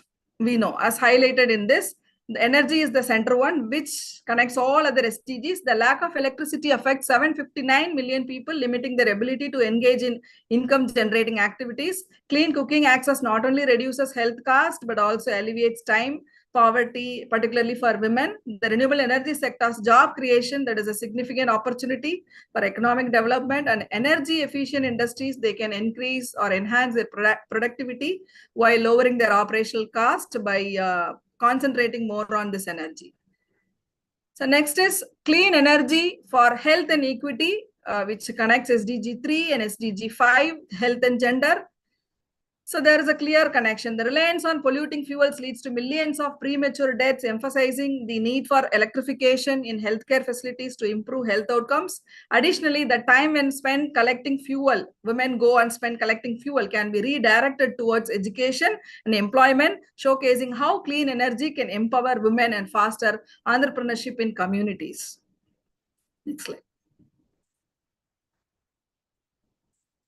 So renewables as climate and innovation catalyst, because it plays a vital role as a catalyst for climate action and innovation. The energy sector significant contribution to global greenhouse gas emissions necessitates a rapid increase in solar and wind capacity to meet climate goals. The fact that developing countries are leading in renewable capacity installation is a positive trend, indicating there's a shift towards sustainable practices that can enhance industrial resilience through energy efficient technologies by adopting all this solar and wind. Next slide. So this actually gives a comparison between SDG 7 and other SDG 17. So global cooperation is essential for scaling clean energy solutions as outlined in this. Partnerships and technology transfer can facilitate knowledge sharing and financing for clean energy projects, particularly in the underdeveloped countries. The emphasis on public-private partnerships, they highlight innovative approaches to expanding these renewable energy access for the underdeveloped countries, which can significantly reduce socioeconomic inequalities, and it can improve health outcomes for the marginalized communities. So I have come to the last part. I have put the handshaking because it is a moment to reflect on the importance of collaboration and commitment to achieving sustainable energy goals. The handshake icon, this symbolizes partnership and cooperation, which are vital for driving progress in clean energy initiatives. I thank the audience for your patient listening because we share the responsibility in advancing these critical goals. I thank Igen for the opportunity. Thank you. Thank you so much, Dr. Jannat Bivi. You were on time, and in the given time, you were able to focus so much and touched upon each and every aspect that was required. You shared the critical overview of electricity access and also towards clean cooking. This was your main objective, and then you took it forward. You focused on challenges on heating, and you mentioned that heating and transportation sectors are lagging and that requires focus. You also mentioned that policies need to be put in place. You mentioned about scaling up decentralized renewable energy and prioritizing clean cooking technologies. All these things linked very nicely.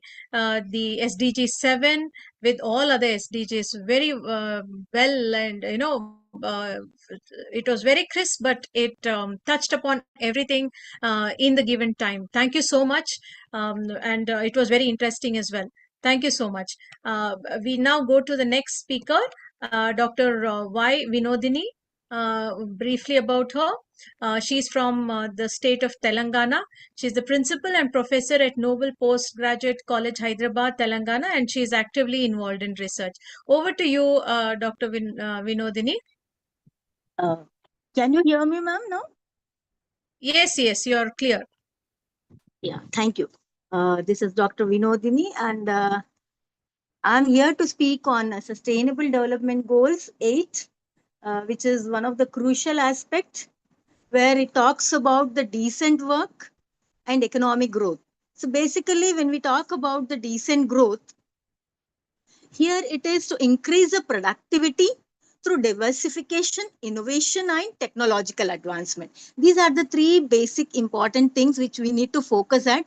And on this subject, especially the what we say is the scientific advancement, the research integrated into various contexts and case studies around the world are to be discussed. So there are three important aspects in this. One is the economic growth, which is essential for poverty eradication and at the same time improving living standards. Second aspect is employment, central to individual well-being and societal stability. And third one is decent work, which ensures fair income, security at the workplace, and social protection for families. So these are certain important things which we need to look into that, especially during aftermath of COVID-19. There are a lot of trade tensions, rising debt in developing countries, conflicts, and geopolitics strains, collectively threatening a global economic growth. While global real GDP per capita growth rebounded in 21 and it slowed in 22, and it is projected to stabilize. Still, that means we are still in what we call it as in 25. So we are projecting. So now what is that we need to look at?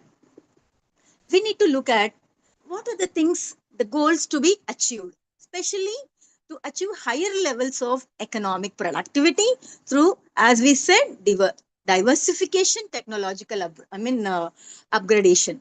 And another important thing is the decent job creation, entrepreneurship, creativity, and innovation. And that improves progressively through 2030, which is the target for all the nations across the globe. So here, the important thing I would like to touch upon is like in 2025, the global real per capita income is projected to be around $14,400, and India, it is projected as $2,937. I will just quickly move on to the next slides as because these are all talking about the metrics.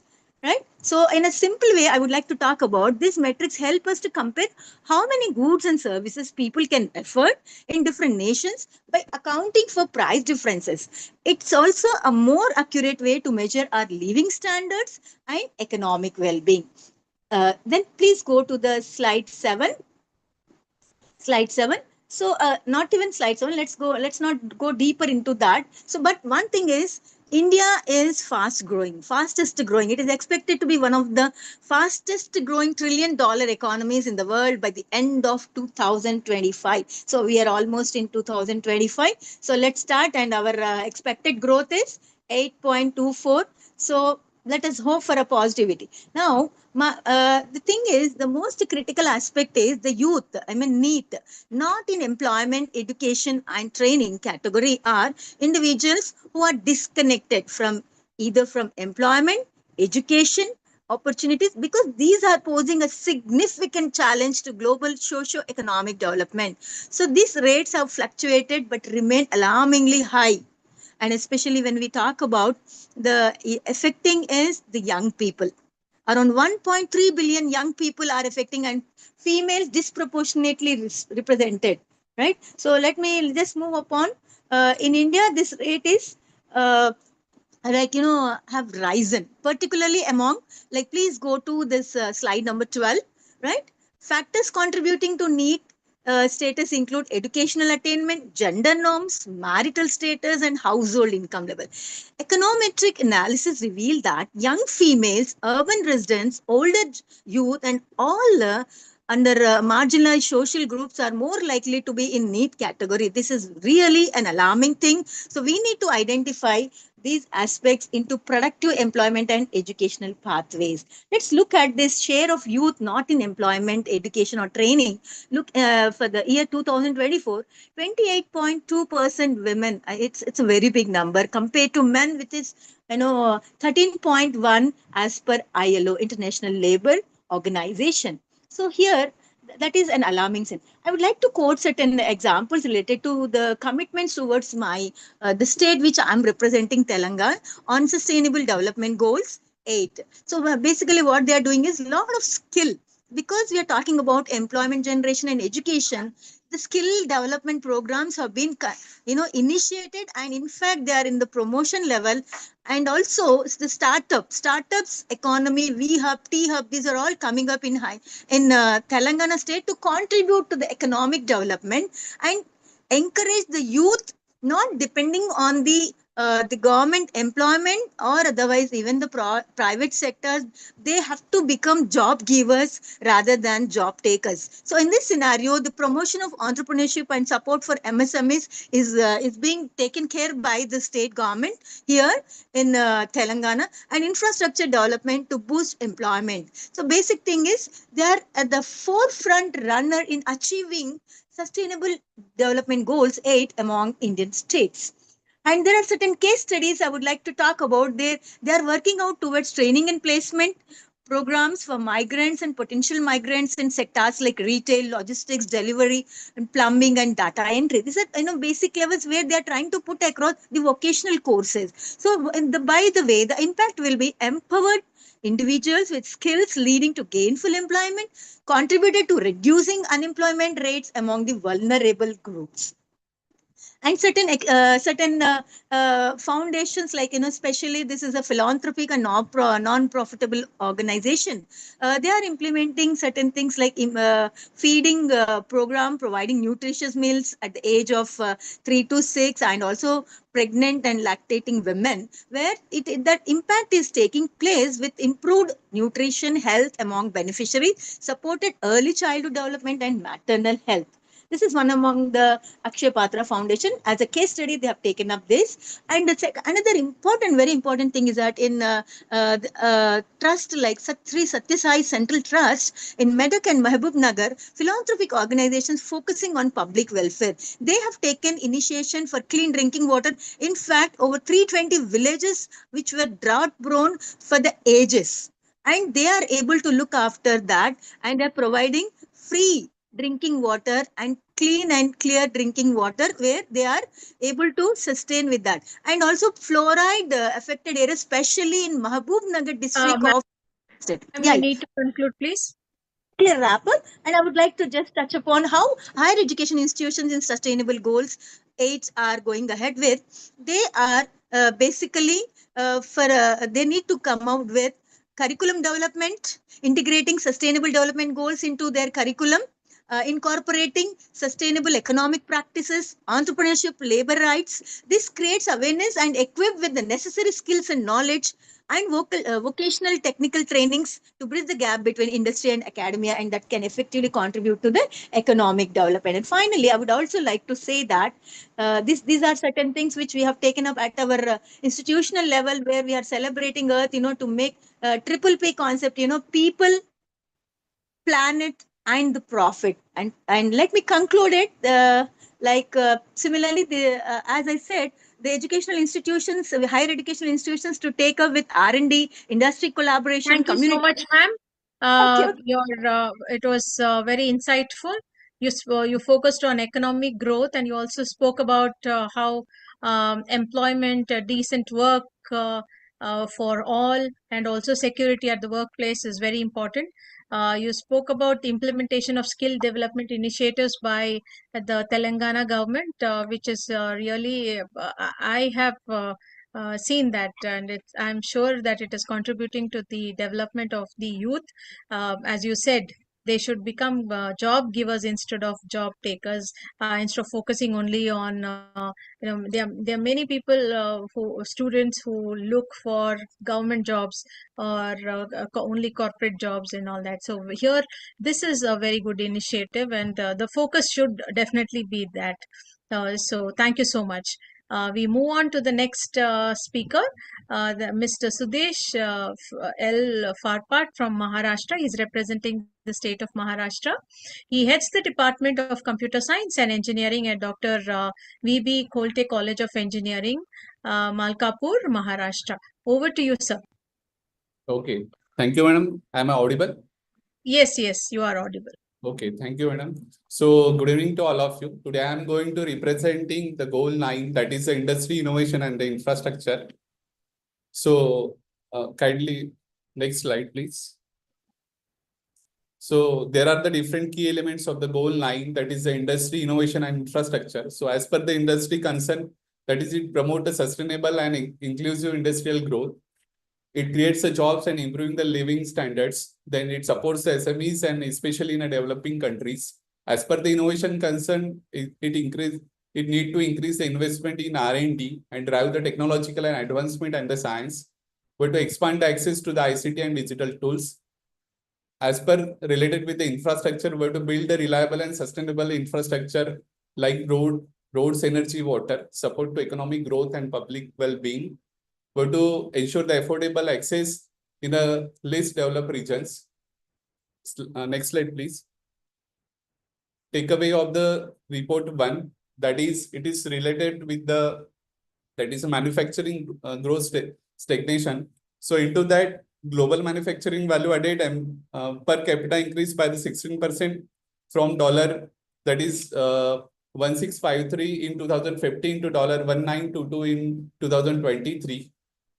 Then after, that is the MBA per capita in LDC rose by the 55%. from $125 in 2015 to $169 in 2023. Then after that is the growth plateaued at the 2.7 in 2022, with similar stagnation expected in 2024. So there are different factors behind the stagnations that is a geopolitical uncertainty, then after inflation and high energy cost, after that the supply chain and logistical challenges. Then after, as per the CO2 emissions and sustainability concerns, that is in 2023, that is the global CO2 emission from energy and industry increased by the 1.1%, reaching a record to 37.4 gigatons. As per the coal count, accounted for the over 65% of the emission increase in 2023. Then after, that is the next one is improving the efficiency. So for that, CO2 emission per unit GDP dropped by the 11.5% from 0.29 kg per dollar in 2015 to 0.25 kg per dollar in 2021. So there are different, that is strategic needs for that is tailor the national strategies, investment in a green manufacturing, collaborating the R&D and technology transfer, scaling up low carbon energy solutions are there. Next slide, please. So this is all about the high-tech manufacturing progress over the last 5 years.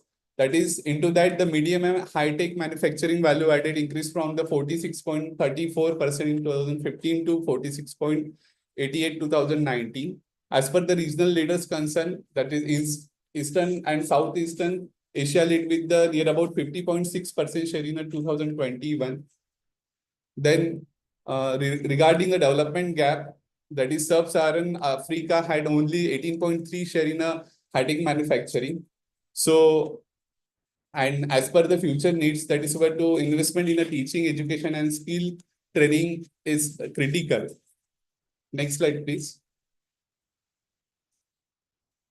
So this is the interlinkage between the SDG 7 and the SDG 9. That is clean energy access and the sustainable industrial development are deeply interconnected. Near about 789 million people lack electricity access, while 2.8 billion lack clean cooking solutions. About industry accounts for the 37% of global energy use, with the developing economy showing the fastest growth. Next slide, please. This is all about, that is report 2. That is, there are different key challenges in creating a synergies are there. First one is, that is the lack of coordination between the agencies lead to insufficiencies, duplication of efforts and delays in a project implementation. Then limited RD&D funding restricts innovations and delays the adoption of the new technologies are there. Small and medium-sized enterprises struggle to grow due to the high cost of the capital. And limited grid capacity prevents the efficient energy distribution and delays the moderation efforts are there. Next slide, please. This is all about the decarbonization strategies for the industry. So into that is most cost-effective option for GHG reduction. Motor system optimization could have saved the 27 to 50% electricity. Related with the low carbon heat, it represented 2/3 of the industrial energy demand. Only 10% currently uses the renewable energy. Next one is circular economy. So material efficiency could reduce the steel, cement and aluminum demand by 50% by 2030. CCUS and hydrogen. So it is related with the critical for hard to abate sectors like cement and steel. It requires the infrastructure investment. Next slide. So these are different solutions and the case studies regarding with this goal 9. That is, first one is green public procurement. That is, it accounts for the 12% of the GDP in OECD countries and up to 30% in the developing countries. Second one is the India's PAT scheme is there. So it is market-based trading scheme for the energy efficiency in energy intensive industries. It is achieved 8.64 MTO saving in a cycle 1. And last one is, that is the South Korea ESO CO model. That is, so it gives, that is the energy service companies deliver projects finance to the energy saving.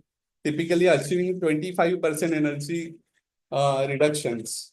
And as a conclusion of this SDG 9, that is achieving is essential for driving the economic growth, reducing the inequality and addressing the environmental challenges by investing the sustainable infrastructure, fostering the innovation and supporting exclusive industrial development. So this is all from my side. Thank you so much. Thank you so much, Mr. Sudesh. You touched upon industry innovation and infrastructure. You touched upon the significance of innovation and infrastructure and the role of industry in developing SDG. The alarming CO2 emission was accounted clearly through your presentation, and therefore you justified the need for low carbon solutions through that presentation. And the clean energy and sustainable industry development, how that is interlinked, is also very clearly defined. Thank you so much. You also touched upon the circular economy, that is decarbonization strategies for industry, circular economy, low carbon, heat, energy efficiency, and so on. Thank you so much. I now hand over the sessions to Dr. Kavita. All the speakers, you really spoke well. I just went through your presentation. It was very well conceived. I know that as academicians, you all can go on and on speaking for a very long time, but then we have a schedule and we have to stick to the schedule, and hence we had to cut you short. Sorry for that, but you were informed well ahead to maintain time. Thank you so much. Over to Dr. Kavita. Thank you, ma'am. Am I audible? Yes, yes, ma'am. You're audible. Yeah, thank you. So, very good evening to all of you. I'm Dr. Kavita, coordinator for this Igen Energathon Conference 2025. Also coordinating this pre-conference for along with Dr. Vasanthi, ma'am. First of all, I would like to thank all the speakers for accepting our invitation, and half you have done very well, presented very well. Thank you so much. And now it is really a pleasure for me to introduce our remaining speakers.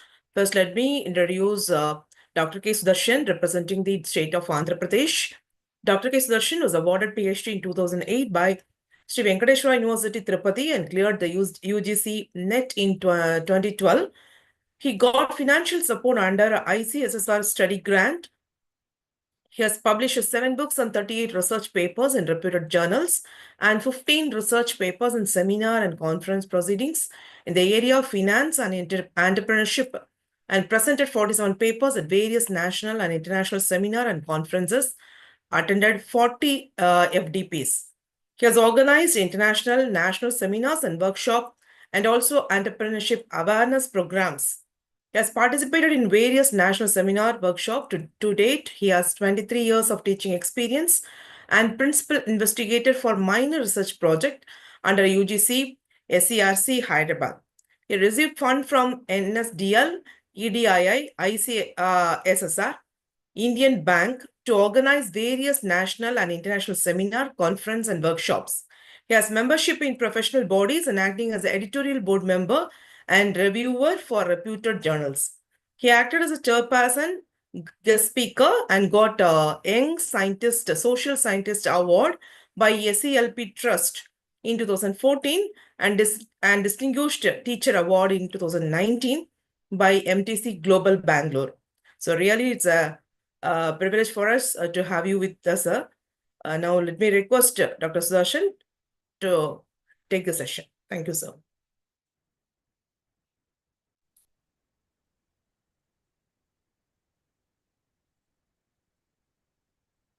Sudarshan, sir.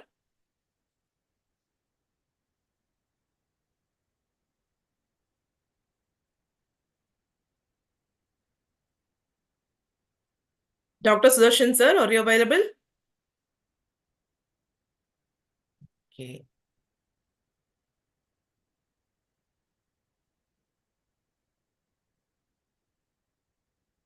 Yes, he is there.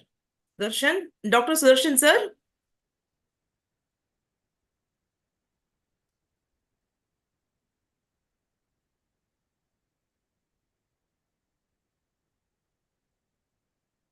Davis, he is. Yes, ma'am. Checking, ma'am. Yeah, he is there only. Dr. Sudarshan, sir.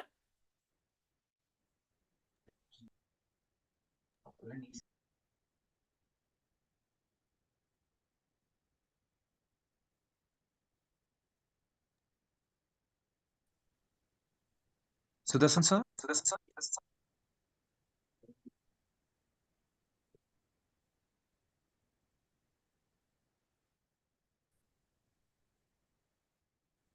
Sir, please try to rejoin, sir. Sudarshan, sir.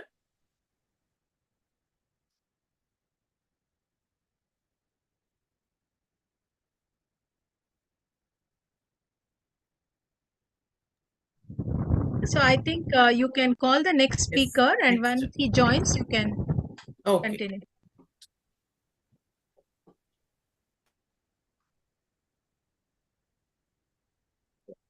Slide needs to be changed. Yeah, Davis, you change for Dr. Pradeep. Yes, ma'am. Pratipda. Yeah, now I'll introduce Dr. Pratipda Mukhopadhyay from representing a state of West Bengal. He's a researcher and author, editor, reviewer, and management faculty with more than 30 years of industrial academic experience in the field of accounting, auditing, costing, taxation, finance in various countries of India, UAE, Congo, Nigeria, and West Africa, of the Asian countries and African continents.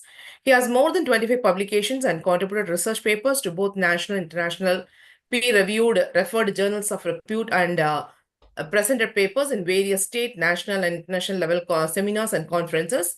He is currently engaged in finding out the effects of introducing green education, green technology, green entrepreneurship, green marketing, green finance, green supply chain management systems on the modern society of the modern world. Now, may I request him to take over the session? Okay, thank you, madam. Thank you, Dr. Kavita, and thank you to all the.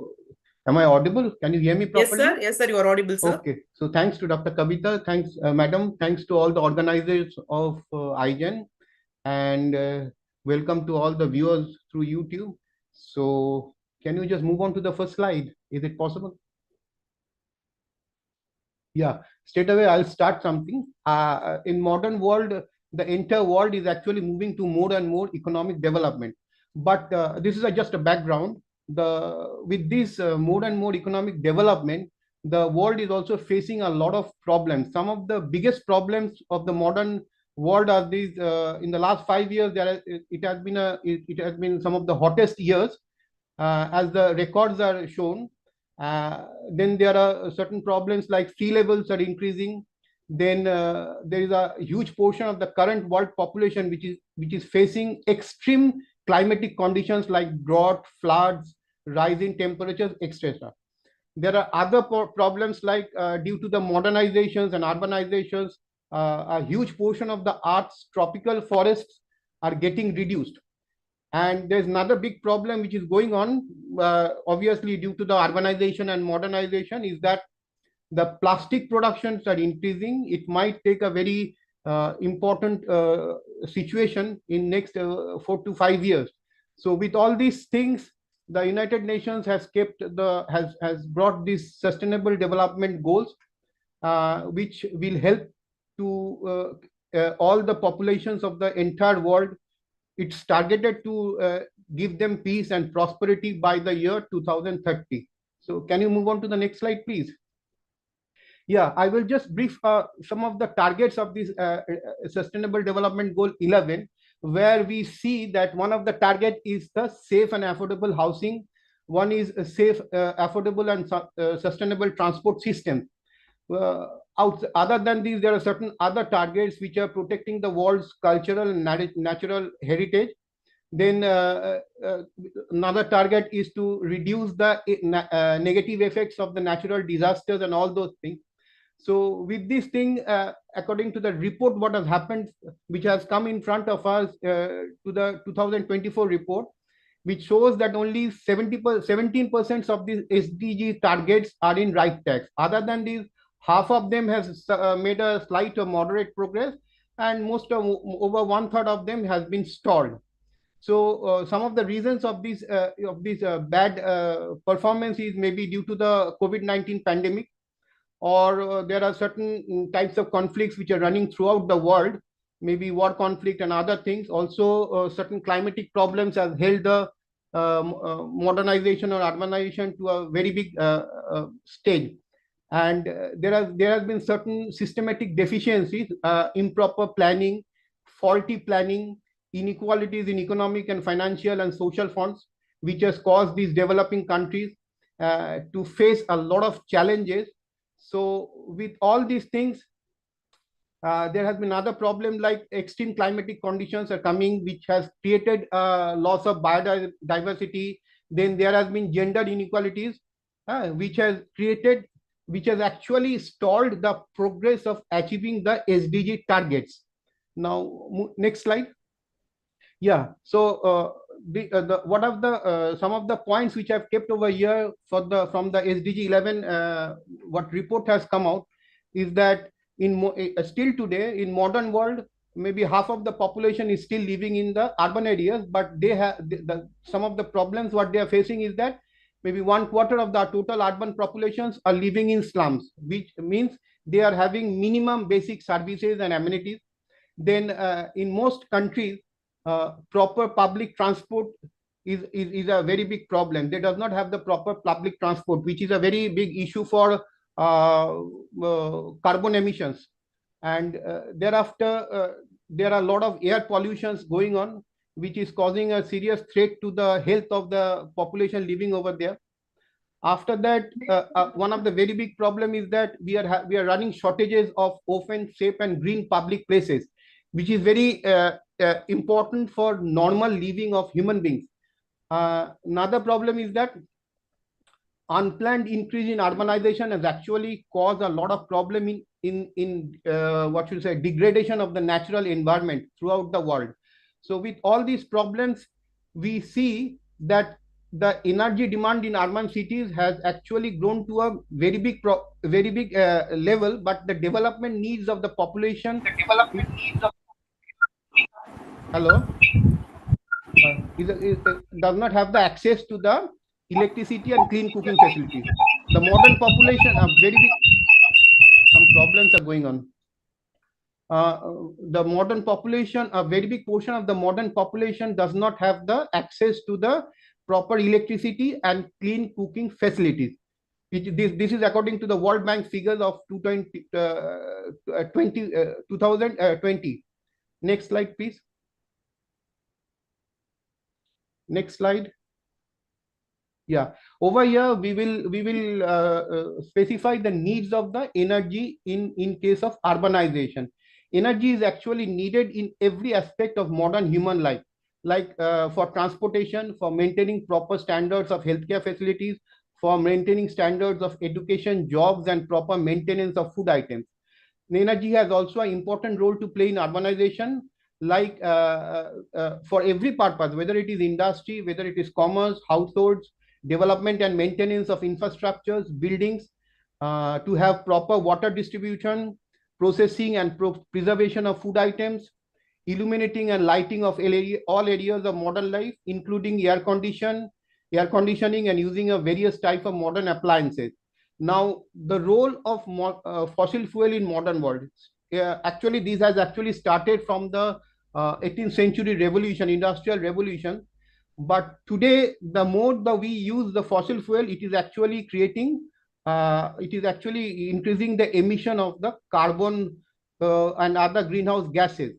So due to this huge demand of energy, which is actually getting satisfied, most part of this huge demand of energy is actually getting satisfied by the fossil fuels, which has actually created a great environmental disadvantages, like in increasing the emissions of greenhouse gases, which not only causes increase in global warming, but is actually causing the environmental pollutions also.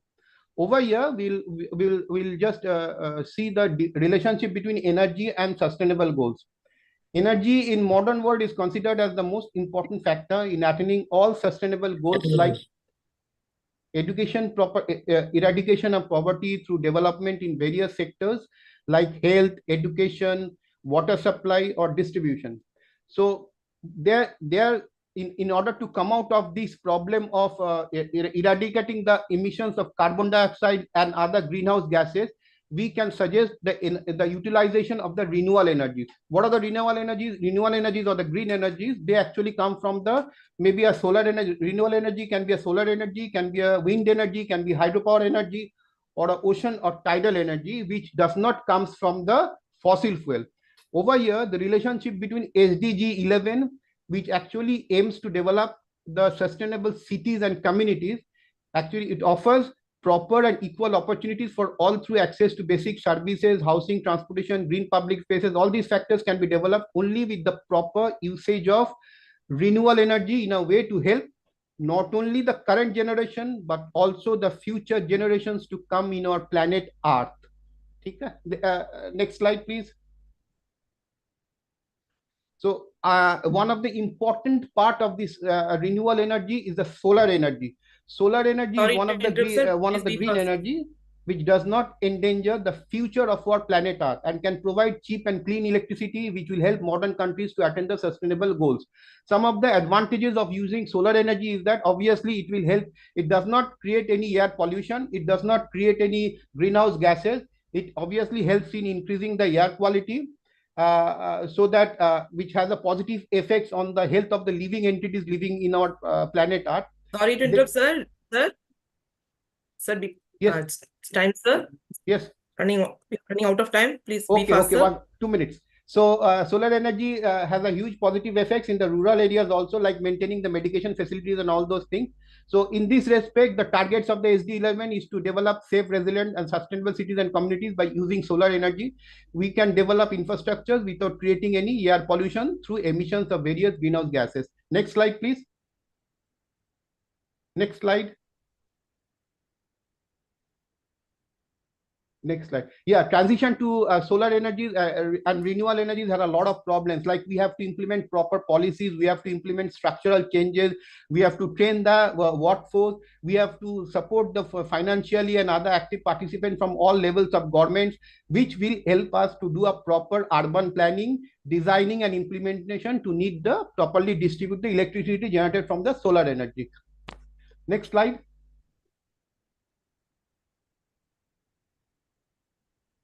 Next slide. Yeah, so in conclusion, we suggest that solar energy source, which is absolutely a clean energy source, which causes no harm to the surrounding environment, can help in a great manner to attain the sustainable development goals of the United Nations and help in developing a much better environmentally conscious world or a much better sustainable world.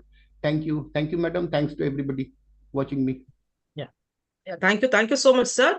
You have well presented about the topic, and so the is a highly informative one, and you explained clear about the performance report of the Sustainable Development Goal 11, and also how what is the role of energy in the urbanization. Explains that the part of the demand of energy is still satisfied by the use of fossil fuels. Has a great environmental disadvantages. You explained very well, and also about the role of renewable energy in the modern life. Well explained. It's nicer. And you finally brief about how the solar energy is related to this SDG 11, and transition to renewable energies also. That is usage of renewable energy. There needs a lot of changes. You explained well about all the changes also. So thank you so much, sir. Thank you so much. Madam, good evening, madam. Kavita, madam, am I audible? Yes, sir. You are audible, sir. Yeah, please. Okay. Let me present, madam. Yeah, you can present, sir. Davis? Yes, ma'am. Yeah.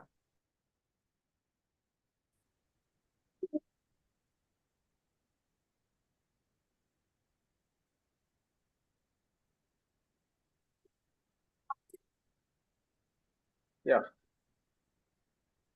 Very good evening to distinguished professors and organizers. Now I am going to present about the Sustainable Development Goal 10. It is about reduce inequalities. So, reducing inequalities is most important for the world economy. It aims to reduce inequality within and among countries. So it is very most important for the development of the world economy. Then go to the next slide. This is about key global economic and inequality trends. The first point says that impact of social assistance program. Despite pandemic-related economic disruptions, the share of people living on less than half of the median income has declined, largely due to expanded social assistance programs. See, for this, so many countries have been taken different steps to reduce the inequality. The second thing is wage and productivity gap. So workers' wage have not kept pace with productivity growth, and labor share of GDP has resumed its long-term decline, reflecting growing income inequality. See, from time to time it is increasing. So we have to focus on increasing the wages, then only it is possible, and impose more taxes on employees and employers. Then reversal in global inequality trends. Progress in reducing inequality between the countries is being threatened. Then half of the world's most vulnerable economies are growing slower than wealthy nations, widening global disparities. The fourth one is record migration and refugee crisis. In 2023, the highest recorded death on migration routes in history. Then the global number of refugees reached an all-time high. Next slide, please. The key global things. The fifth one is underrepresentation of developing countries. See, developing countries are not representing the facts. So that is a major drawback. Then strengthening their participation is essential for a more inclusive and equitable global economic system.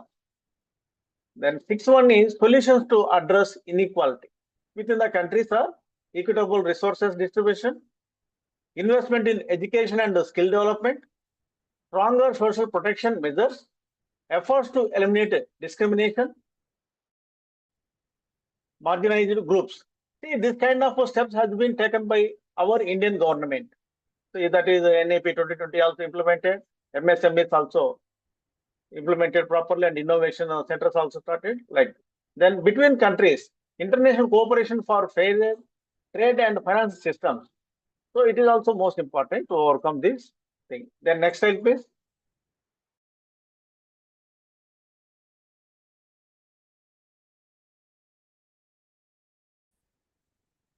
Next slide, please. Yeah, global trends in income inequality. Before slide, please. So overall reduction in income inequality since 2000, 2/3 of countries with available data have reduced the shares of their population living on less than half of the median income. Then this downward trend continued even during the pandemic and also after pandemic. Then post 2019 decline in low income population. So based on the data from 82 countries, shows that pre-pandemic, that is between 2015 to 2019, 12.8% lived below half of the median income. Post 2019, it is about 12.1%. That is dropped by 0.7%. The regional variation, progress in most regions, decline observed in all regions except Central and South Asia. Then Central and South Asia maintained a relatively low rate, that is about 9%. Then highest inequality, Latin America and the Caribbean has the highest within country inequality with greater than 18% living below half of the median income. Then fourth one is role of social assistance program. wealthier nations saw reduced inequality largely due to expanded social assistance programs during the pandemic. The next slide, please. So this says about the proportion of populations living on less than half of the median income between 2015 to 2019 and post 2019. Next slide, please. Yeah, this says about the global trends in labor income share. So labor is the primary thing to produce the production or to operate any kind of a pump, right? Then a pandemic-driven increases in labor share between 2019 to 20. Say, reversely, a decades-long decline since the 1970s. The global labor income shares of GDP rose sharply 52.9% to 53.8% between 2019 and the 2020. Then not a net gain for workers. The labor income fell by 1.5% in 2020 because Sorry to interrupt, sir. Yeah. We are running out of time, sir. Please be faster. Okay. Resumption of long-term decline in 2020. Then long-term reduction in labor share between 2004 and 2020. Then widening inequality due to capital returns. It is also a problem. Next slide, please.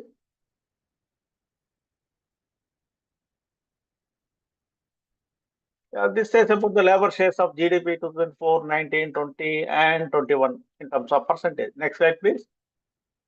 This is about the growing disparities in the world's most vulnerable economies. See, widening income gap with the wealthy nations. See, for the first time since 2000, half of the 75 most vulnerable countries are falling further behind high-income economies. 1.9 billion people live in IDA countries. 1/3 of these nations are now poorer than before the pandemic. Yeah. Okay, let me conclude that. Sir. Yes. Okay. See, finally, I conclude that it is the most important thing to stress on reduce inequalities in terms of socially, economically, financially, right? And so then only it is possible. And here we have to mention that there is an interlinkage among the various sustainable development goals. Yeah. So I finally conclude that. Yes, sir. Thank you. We have to focus on each and every concept and do it properly. Then only we can achieve.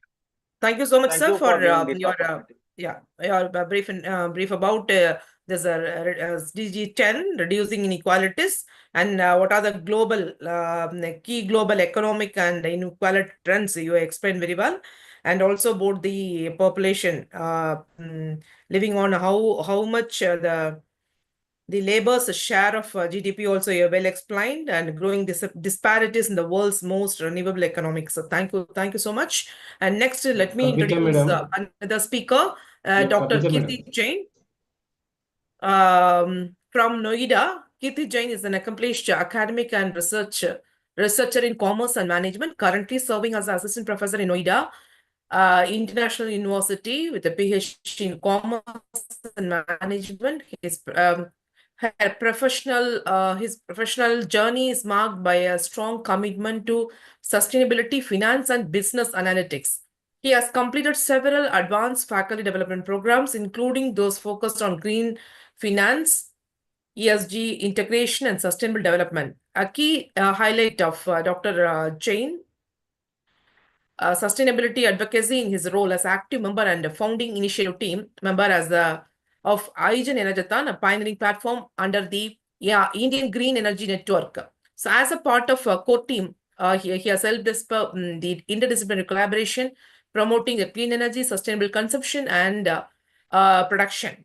So his academic work and publication listed in Scopus Index journals and international conference presentation explore practical strategies for integrating the ESG principles into corporate practices. Through teaching, research, and sustainability outreach, Dr. Jain empowers future business leaders to embrace the circular economy models, reduce waste, and also promote ethical consumption patterns.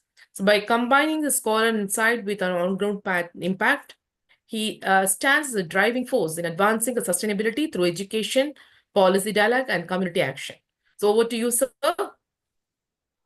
Thank you very much, Kavita ma'am. It is a very good evening to everyone present here. Am I able to share my slides? Is it Yes, possible? sir. You're audible and your slide also visible.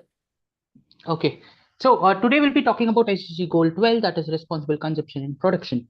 So my name is Dr. Kirti Jain. I'm the initiative of Energy, Igen Energathon. And please go to the next slide. We'll start a little bit fast. Next slide, please. Next slide. Okay, to understand SDG goal 12, we'll just try to understand what is SDG goal. And here I've seen speakers talking about a lot of many things that covers all the SDG from 1 to 17. But today I want to bring insights on what is SDG goal, what responsible action plan that we as an individual can take and contribute something to the society. So SDG goal 12 aims to ensure sustainability, consumption and production patterns. We promote natural resource, reduce waste. We try to implement supply chain that should be greener. We encourage informal consumer choice and also corporate sustainability reporting. Why it matters? Because material footprint per capita has income from 8.9 tons to 12.2. Now it is reaching around 14.2. Over 1 million tons of food are wasted annually, and while millions go hungry. Next slide, please. Next slide, please. Okay, so recently the report that was generated in 2024, you can see here the material use is rising faster than population and GDP. That becomes a very serious concern. And in Asia itself, you can see 54% of total global material footprint has been increased. Now, when we talk about waste generation recycling, municipal food wastage generation has been increased. E-cycle wastage recycling has been below 20% globally. It is a very serious concern. And if you see the food waste and supply chain, 700 million people are facing hunger. That is 1/3 of the global food production that has been wasted. And as per the corporate social responsibility, private sectors are emphasizing on doing many of the things, but they are not measuring and they are not accountable. And due to this, it remains a very weak area on lower income countries. Next slide, please. So here are the two graphs to understand in detail about what are the e-waste generation and what are the policy that has been instrumented. If you see e-waste generation, it is totally risen from 2020 to 2030. If you see, it will rise up to 10 point. That becomes a very serious concern. And only 39% of the countries implement sustainable consumption and production action plans with monitoring framework. As a developing country in India, we are doing many of the initiative, but the only problem that what we are facing today is we are not accountable, we are not measuring the efforts. And if you see companies that are into lower income also, the same pattern has been followed. And due to this, the report also states that only 17% of contribution has been done to SDG goal. So if each and every country starts accounting, measuring its efforts, I think so this number will not match that what has been projected, that is 17%. It might be close to 27 to 30%, that gradually we are increasing, and it is measurable that in the next 5 years, we will be in a stage to ensure that at least 70% of SDG goal has been achieved. Next slide, please. So e-wastage collection, again, European countries are doing good rather than other countries. You can see the graph, it is gradually decreasing, and it is a serious concern. Here, if you see 30.3% food has been wasted, too much of food is being lost or wasted. And if you see 17% of other resources has been not utilized up to the mark. Next slide. So transforming our future, the way forward for SDG 12, what we can do as an individual. We can adopt circular economic model, we can promote sustainability, public procurement, And only if you see, only 42% of country have SPP model. And for this SPP model, Japan has become a very good example on promoting this kind of models. And also for circular economic model, Japan initiatives are very far better than other countries' initiative. If you see how we can strengthen this with education and awareness, 12.8 calls upon ensuring that how relevant information and awareness should be given. Like Igen is a platform where we can share a lot of information through workshops, to conference, but this is only a single step. What all else a individual or what else as an individual or a country can do? Improve corporate transparency, like ESG reporting. See, I was accounting from the starting that we are doing many of the initiative, but we are not accountable of what we are doing. So that becomes a very big challenge when we give reports or we submit to any SDG goal team. When we are not accounting, we are not measuring, then how they are measuring and how it is getting calculated. That becomes the biggest question mark here. So we have to have a good, very policy aligned that talks about climate, economic, and industrial strategy. And this 12th goal has been linked with 9 and 7 goals. So if you see, 9 talks about climate change and 7 talks about. Sorry to interrupt. We are running out of time. Please be fast, sir. Okay. Yeah. Next slide, please.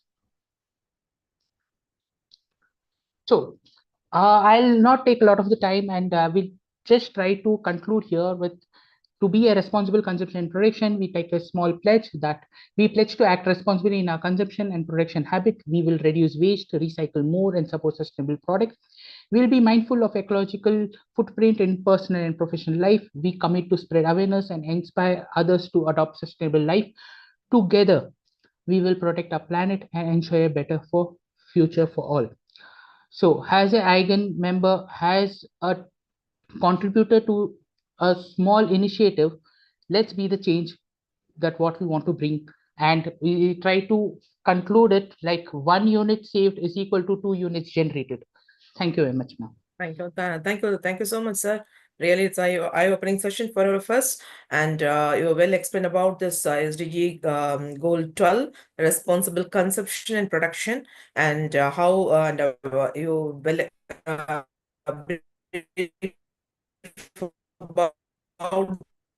the insights of where do we stand, transformation of our future, the way to move forward for this SDG 17 12. Okay, and finally, the concluded with our this is a responsibility to in our consumption and production habits. We have to reduce the waste and to more recycle like that. So thank you so much. Now let me introduce the next speaker. Next speaker, Dr. Kali Charan for SDG 13, representing the state of Odisha.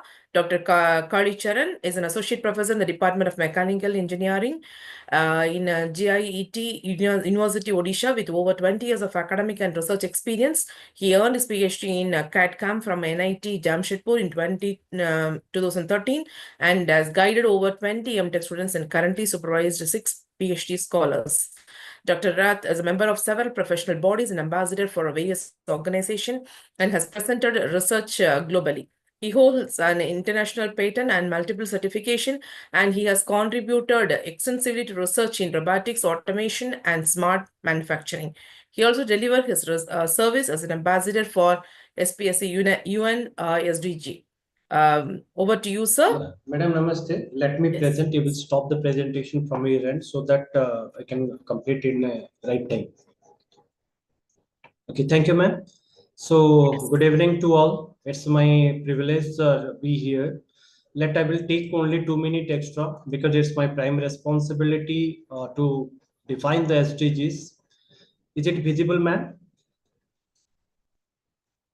Is it visible, madam? No, sir, not it. Yeah, now it is visible. Yeah. Now it is, okay.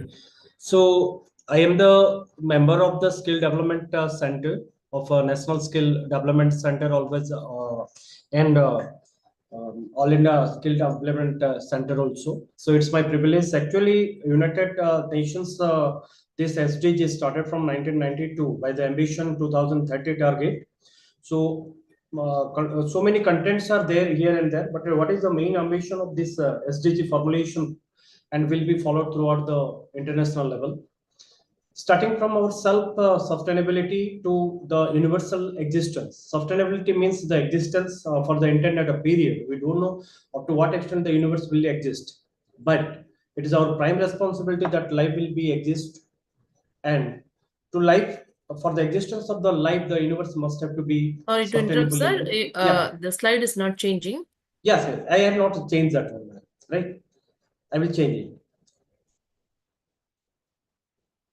Okay, so based upon the universal requirement to sustain for the life, the total universal system is categorized into the 17 sustainability, and this achievement of the 17 sustainability, the goals are finalized, right? Start from the birth to the death, and how within this period the universe will sustain and we will sustain. So it is categorized under the 17 goals, and each Sir, sorry for the interruption. Yeah. The slide is not changing. Yes, sir. I have not changed. I'm just telling the SDG beyond the story. Right. Now, if we'll focus on the SDG Sustainable Development Goal on the 17 goals, the 13th goal is the climate, right? The challenges and how to overcome that one. Now, this one, that climate must have to be sustained, right? Climate must have to be sustained, else the life cannot be sustainable, because all the things are coming from the climate, and at the end, the climate is taking the responsibility to decay. So based upon the present scenario, the carbon dioxide content is more and the heat is the prime factor for which other factors are affected. So each goal have a prime role, and each person have to take a prime responsibility and be a member, a part of that one for its development. Now SDG 13 is particularly the climate action and is a climate change whose impact is affecting on the universe. So first we have to control the climate with the reduction of the carbon dioxide and making the total universe in a green manner. So SDG 13 is important because climate changes poses a threat to the ecosystem. Previously it is a balanced ecosystem. Now the total universe is an unbalanced ecosystem, which effect we are getting, and we have to go to the develop and our contribution to prevent the whole globe in a perfect manner for the sustainability of the human, animal, and etc. in the universe. So the goal is 13, targeting the strengthen the resilience and the climate related hazards, integrate the climate actions, improve the education awareness programs to how to maintain a green environment, promote the climate change planning and management to avoid the disasters, mobilize financial resources for the climate actions, support to the climate, and increase the green, you can say, the ecosystem to prevent the universe from the, you can say, that damage or going to be a, you can say that is a now the running time is in a very fast manner, all the things, the technology, etc., development in science, etc., but whose effect is coming to the universe. So climate is drastically changing. The provide action plan, we must have to be update on the climate policy and will follow, boost the renewable energy investment, educate the public and the climate change through the educational system and awareness program, build a resilient infrastructure for the climate, promote green agriculture system, increase the climate funding, and the track the report progress. How much improved and what action, next further action will be considered for the prevention.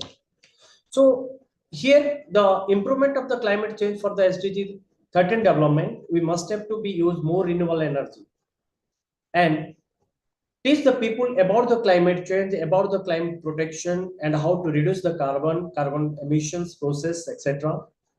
Promote the eco-friendly transport system, just like your e-vehicle system and other systems. Protect forest and the natures. You can say that we have to regenerate a new forestry system also. Work with other countries, how they are developing, how they are following, and what action we have to do. If they are not following, then we have to collaborate with them and we will help them for the eco-friendly environmental system. Now, the main education policy, you know that the 17 goals based upon the UGC target PO11s, right? This program outcome 11 says must be mapped with these 17 goals. Each subject, each program must be focus and have to be a solution holder for this. So NEP 2020, if you go through this, then NEP 2020 is particularly focused for the SDG 17 goals. One point is there that all your subject must be mapped with the PO and the CO along with the SDG. So here the environmental education system, experimental learning, outdoor activities, multidisciplinary approach in our education system, emphasis critical thinking, problem solving, teaching training program and for the sustainable topics and focus on the value ethics, social and support the community. You can say the community through the education platform. We have to educate the total society how these 17 goals will be fulfilled through the education system. That is the main target and will be each a point focus in the NEP 2020. So action to be taken that promote more in the renewable energy use, encourage sustainable transport like your cycling, walking, public transit or e-vehicle system, increase tree planting even in our home also. We have to, you can say to go with the gardening and the planting some plants which can able to absorb the more carbon dioxide or which can be used for the purified of the air, right? Improve energy efficiency, green buildings, etc. Reduce and reuse and recycle the waste, various kind of wastes, control the water, conservation of the water, and reuse of the water also. More awareness program through the education system. We have to act for the climate actions. Then some time, some money will be invested for the climate resilience technologies, and we must individual must be alert, and we have to train and educate the people, which is termed as a advocate for the stronger climate policy. Thank you, sir. Right? Yeah, so actually, madam, I'm telling that SDG is not an easy test for 5 and 7 minutes. As an ambassador, I am giving the talk for individual is the minimum of 4 hours. This is the through the awareness program. And please plan it. Individual SDG will be considered for the program. Nicely. Okay. Thank you. Thank you so much. Yeah. Thank you, sir. You have well discussed about the importance of SDG 13 and how they explored the innovative solutions to combat the climate change and also inspire the action towards a more sustainable future.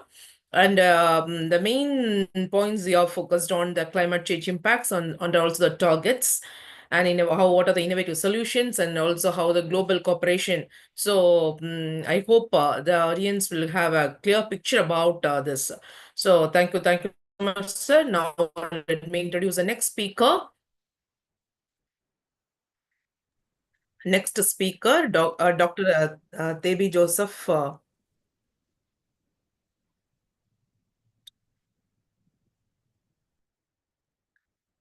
Next speaker, Dr. Tebi Joseph Sifau, Yes, Assistant Professor, SCERT, Nagaland, the faculty member, School Leadership Academy, and also faculty of System School Administration and core member, Nagaland. Welcome you, sir. Thank you, ma'am. Good evening, everyone. It's a great pleasure to be here with you today. First and foremost, I would like to thank organizer for inviting me to speak on this platform. I consider it an honor to share insight with such an enthusiastic and engaged group.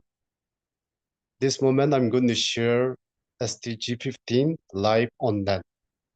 So this SDG 15 aims to protect, restore, and promote the sustainable use of terrestrial ecosystem. This includes managing forests sustainably, combating desertification, halting and reversing land degradation. So due to time limitation, I may not go according to slide. I will quickly touch the core points. Am I audible? Hello? Am I audible? Yes, Yes, sir. Yes, sir, you're audible. Okay, thank you. So scope of this SDG 15 is to address a wide range of environmental concerns, including forests. These cover about 31% of the Earth's surface and are home to over 80% of terrestrial species. SDG 15 promotes effort to manage forest sustainability, reforest degraded areas, and stop deforestation. So their certification, the goals seek to prevent and reverse land degradation, particularly in arid and semi-arid regions. Biodiversity loss, with around 1 million species at risk of extinction, the goal emphasizes the need to protect endangered species and conserve habitat critical for ecological balance. So why this SDG 15 matters? Land covers about 30% of Earth's surface. It matters because food and water security, also climate regulation, and biodiversity and resilience. Let me quickly share about some facts of SDG 15, life on land. 1.6 billion people depend directly on forests for their livelihood, medicine, fuel, food, and shelter.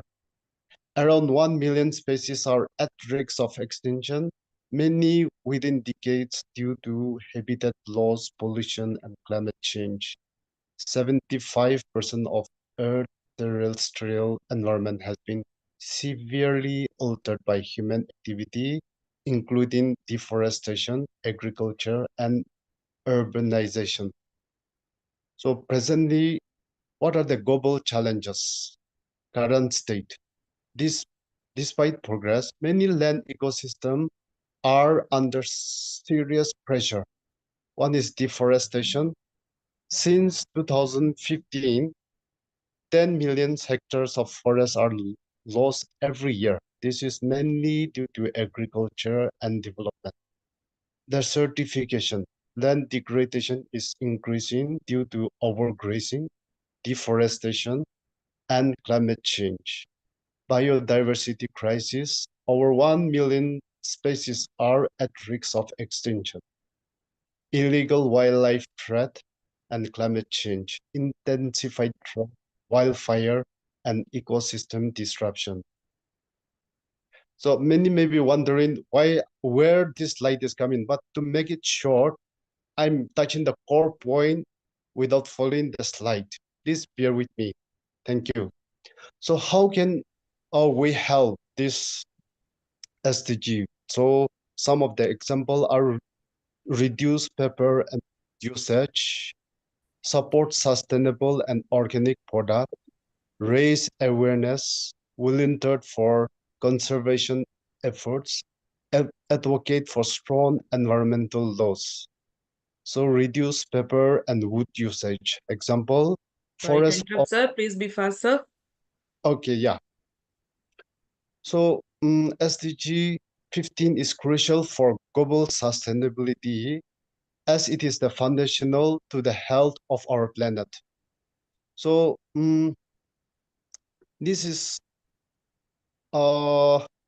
without healthy terrestrial ecosystem, other goals such as food security, that is SDG 2, clean water SDG 6, and climate action SDG 13 become much harder to achieve.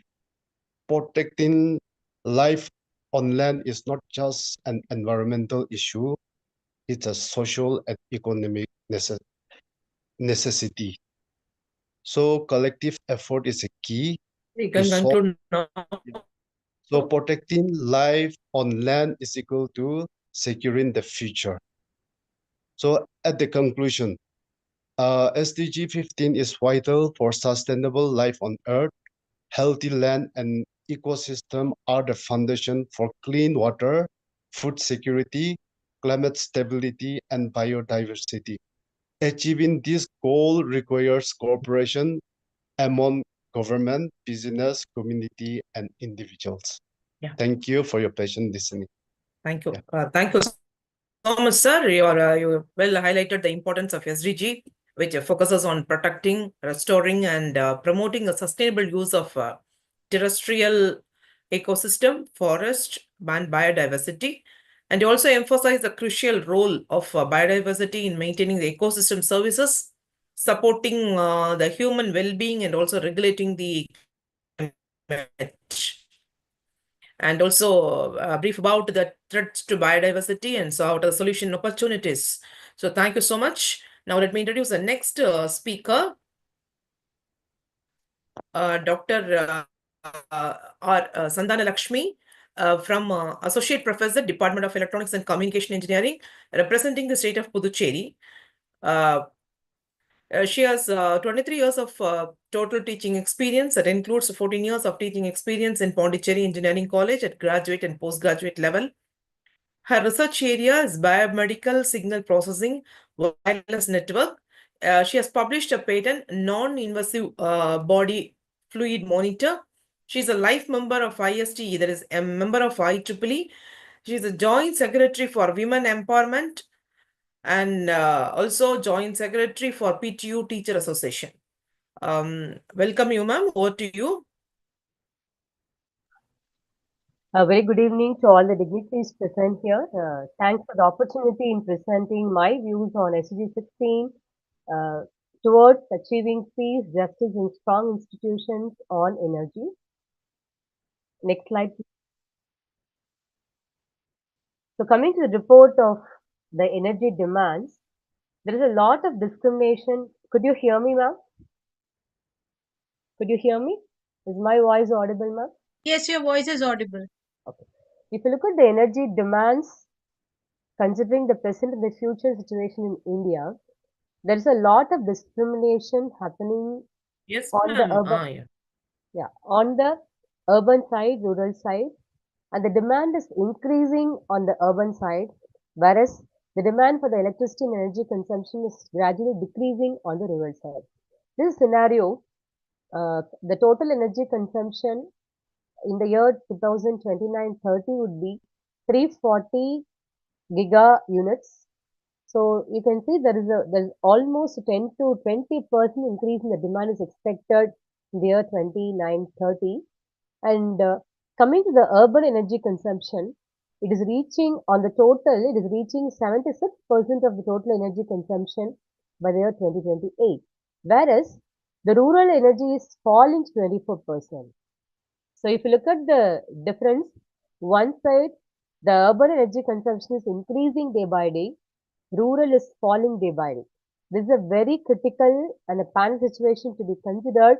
It's because the whole necessary requirements of the country and the development of the country is directly dependent on the rural areas than the urban areas. So this will impose a major challenge on movement of the people from rural to urban. So again, the demand on the urban will be more. So urban will be more pressurized, and which leads to fall in the rural development of the India. Next slide, please. So the energy inequality is a very big challenge. Inequality in any form is a challenge which will impose a major drawback on the development of the country. So energy, if you look at the states, different states has been presented. Bihar, Tamil Nadu, Kerala, Maharashtra, and all the states, you could see the discrimination in the energy. Bihar access to the energy electricity at a very, very low level. And whereas Uttar Pradesh, Gujarat are at a very high level, they are enjoying a very high level. And coming to the urban and rural, you could see that these are the three graphs, like with respect to electricity, with respect to cooking fuel, and with respect to the access or the electricity access to the gender in the rural and urban, you could see the difference. With respect to cooking, the urban are enjoying a very, they are utilizing electricity for almost all their cooking, whereas the rural are still using the wood and all that. And if you're coming sensibility access, that is also very, very low in rural. So what is the major challenge is? The challenge is about the how to bring this development to the rural is what is the challenge. Next slide, please. So energy poverty still is there in the rural, and energy poverty is completely eradicated in the urban.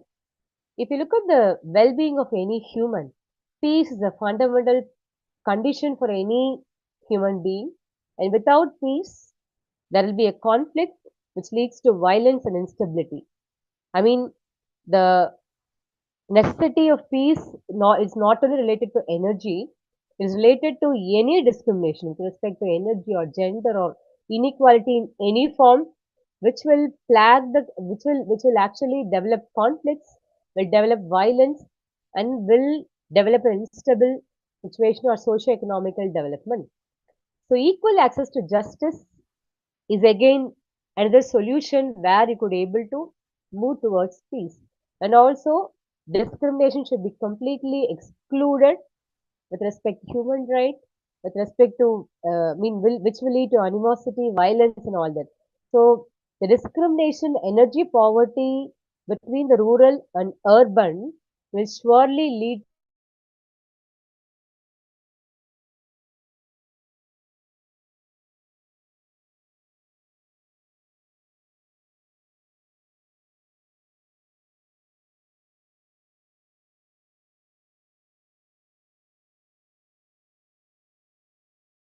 the people developed and the developing countries. Let us find a solution for it. Next slide. So this is again a slide that shows peace, justice, equality is a fundamental right, and that will lead to conflict prevention, that will develop or empower the community. It may be any community, it may be rural community, underprivileged community, a tribal community, or anything where there is a perfect energy. There will be a proper healthcare, proper communication, more resilient communication, and you can develop an empowered community. So equal access to resources or is a viable solution is must be there in all the country. It should be included as one of the major agendas along with the socio-economic development of any country. So empowering the marginalized community will empower the whole country, will make a country as a developed one. So if the energy infrastructure is in place in any country, people can create a better livelihood. Please be fast, ma'am. Yes, ma'am. They can develop a better standard of living. So next slide, please. So here we have a small solution is provided by a case study. This case study is being done at Massachusetts Institute of Technology, US, by the Tata Center for Technology. They have actually provided a solution to provide energy to the Bihar, the state of Bihar. We observed in the graph that Bihar is the only state where the access to electricity is very, very poor. They have developed a microgrid where they have connected 40,000 buildings. They have electrified 40,000 buildings by using a microgrid. Please conclude, ma'am. Yes, ma'am. Next slide, the last slide. This is a scenario you can see where all the houses are solar panel. They connected with a central unit, and from that the energy is being harvested at one place. They are communicated to all the consumers, and communication is done via microgrid. And communication, power and communication is communicated to all the peoples living in the residing areas. So by using harvesting energy from the nearby buildings, harvesting it and transferring it to all the rural communities and creating a such small grid around the rural communities, we could able to provide better energy harvesting, share the energy equally to the rural places. And this is the only way where we could prove that energy can be reached to any place in any country globally. Thank you, ma'am. Thanks for the opportunity. Thank you so much, ma'am. Thank you so much. Really sorry because we're running out of time. We have to stick on to the time. That's why. Thank you, ma'am. And you have clearly emphasized the importance of peace, justice, and strong institutions in achieving the sustainable development, and also to ensure that all the individual have the access to justice and equality before the law, and also this supportive inclusive governance and the way you have represented that it is not a goal but a foundation for achieving all the other goals. So by working together we can definitely build a more justice, peaceful and prosperous world for all. Thank you, ma'am. Thank you so much. Now let me introduce this next another speaker,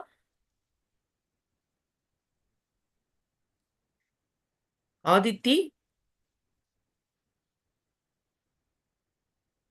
Yes. Ms. Aditi Srivatsava for SDG 14. Aditi Srivatsava is Assistant Professor and Associate Editor at the IGA Global and a member of the Editorial Review Board of two IGA Global journals, indexing Scopus and Web of Science, and also ABDC. She has published research papers in Scopus Index Journal and presented her research work in IIMs. She served as a session chair in SIMSAC 23. She is a reviewer of Academy of Management 2024 and received a letter of appreciation from the University of Pittsburgh. She is a reviewer for the Journal of Consumer Behavior and Marketing Intelligence and Planning. Her area of expertise are marketing analytics, consumer behavior, consumer research, digital marketing, and research methodology. She has attended many FDPs connected by Atal Academy, NPTEL, Coursera, and many other government institutions sponsored by the Government of India. She has been the guest speaker in the Entrepreneurship Journal of Consumer Behavior and Marketing Intelligence and Planning Review program organized by the national institutions. Welcome, ma'am, and over to you. Good evening, ma'am. Thank you for this wonderful opportunity. And let's move forward without wasting much of the time. Can we have the slides, please?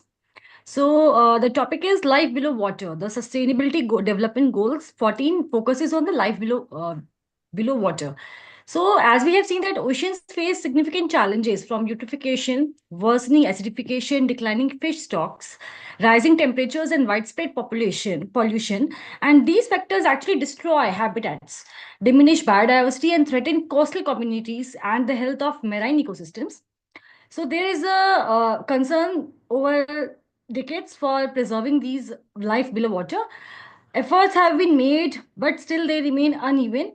And the key actions include implementing sustainability fishing practices, expanding marine protected areas to safeguard key biodiversity areas, increasing capacities to monitor clean ocean health, and addressing the pollution that is choking waterways. So can we move forward? Can we have the next slide, please?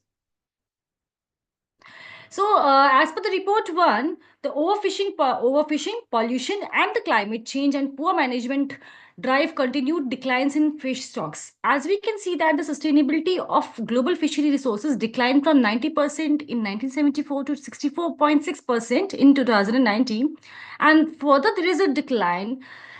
We can see that due to overfishing and pollution and poor management, all these factors have drastically impacted the life below water.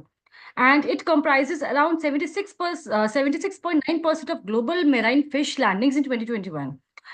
So if we talk about the present scenario and the challenges that we have below water, so, can we have the next slide, please?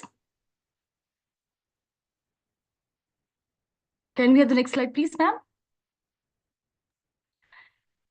As per the report one, sustainability fisheries contribution to GDP dropped worldwide, yet several regions saw positive trends. The value added of fisheries and aquaculture rose by 10% from 2019 to 2021. The contribution of sustainable fisheries to GDP declined 5.4% in 2021. However, mainly due to the expansion of other economical sectors and the declining sustainability of several fish stocks in some regions. This marks a second consecutive drop following a brief period of growth from 2015 to 2017. We also see that the renewed momentum for marine conservation is expected from global agreements. The coming Montreal Global Biodiversity Framework commits to establishing protected areas to safeguard areas of particular importance for biodiversity, adding up to 30% of oceans by 2030. So can we move forward and see the challenges that we will be having and how we will be adapting to those challenges in 2030? Can we move to the next slide, please, ma'am? Ma'am, please, the next slide. Davis, next slide, please. Yes. See, we have the interlinkages between energy and water and sanitation. Water is widely used in the production of energy, whilst the energy is required to treat and supply water. This is referred to as a water energy nexus. Populations that lack access to water often lack access to electricity and are amongst the most vulnerable to disease and food securities. This is one of the major things that we need to concentrate.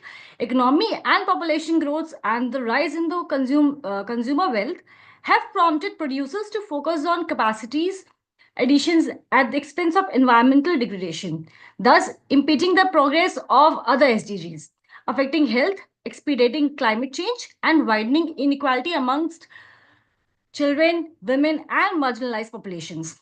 Can we have the next slide, please, ma'am? So this is a priority actions towards 2030 that we need to focus on, like promote and operationalize technologies and processes that improve efficiency and free up water and energy resources. Secondly, accelerate the deployment of renewable energy investments at scale and ensure that the energy policies are vetted to effectively tackle intersectoral synergies and trade-offs. Strengthen Sorry to evidence-based interrupt, ma'am. information Could you quality. please be fast, ma'am? Sure, ma'am, sure. The fourth one is address market distortion and price subsidies through the gradual and appropriate removal of subsidies. Next, we can see the last one is establish a regional or international nexus knowledge hub supported by the specialized agencies working on the nexus. Can we have the next slide, please?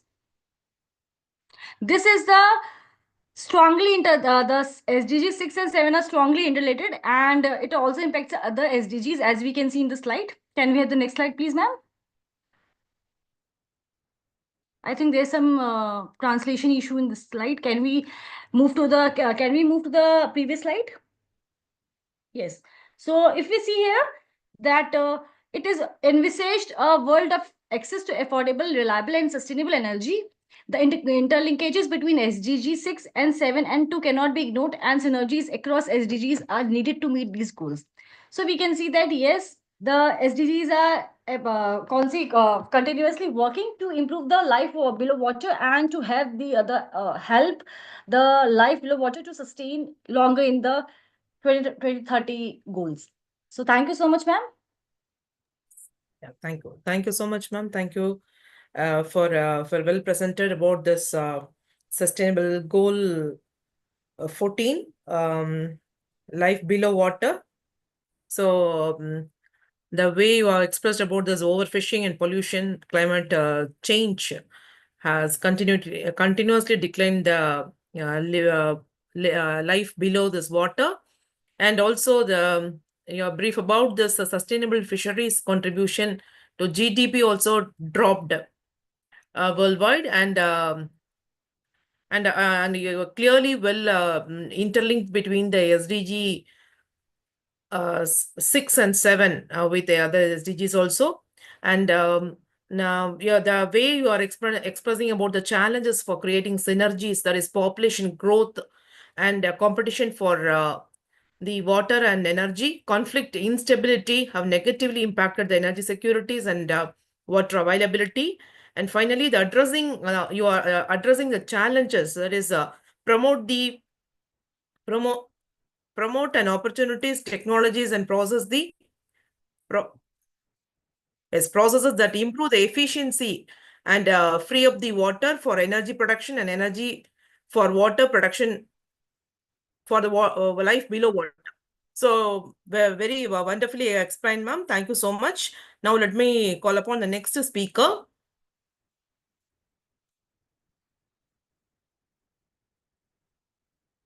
Last speaker from 1 minute,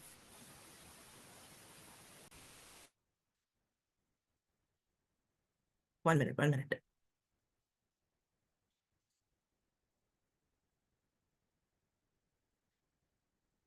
Now let me call upon the last speaker, Dr. Caroline Karmalki from Meghalaya. Over to you, sir. A very good evening. In fact, the last speaker for the night. So the SDG 17, which is partnership for goals. We know that without this partnership, we have a huge connection is required, a great level of partnership. Without the collaboration, we will see that it will not happen. We have heard the esteemed speakers talking about the 16 goals.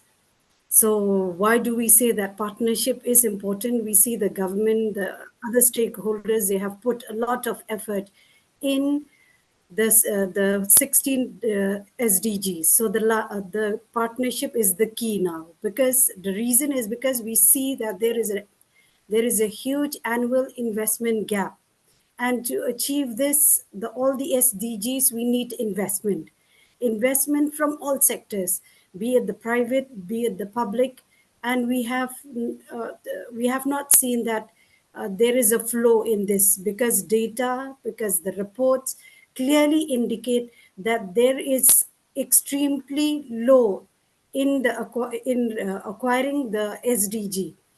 Especially in the developing countries, the debt is on the high.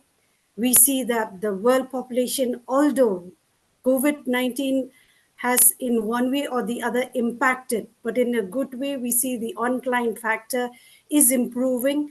The data has clearly indicate that there is an increase of 69% right from 2015 when the SDG was put in place. Can we have the next one, the next slide, please? We need a lot of investment for the SDG. Not a single hand will be able to accomplish, will be able to acquire the gold until and unless we come together. We see in 2023, the SDG investment gap are all in these developing countries. And the current investment gap is at the high of 60%. So this increase is due to the shortfall. That is, we have moved a decade from 2015. We have just 5 years down the line, that is 2000 to reach 2030, where all the SDGs need to be acquired.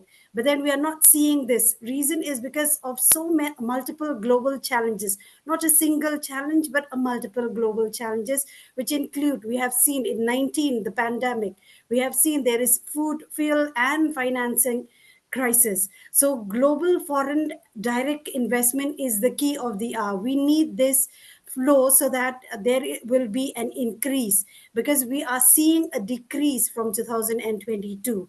Can we have the next slide? The remittance, which in the report indicates that in 2023 we see that there is low to middle income countries, which is not at all, which is normalizing as per the graph indicated.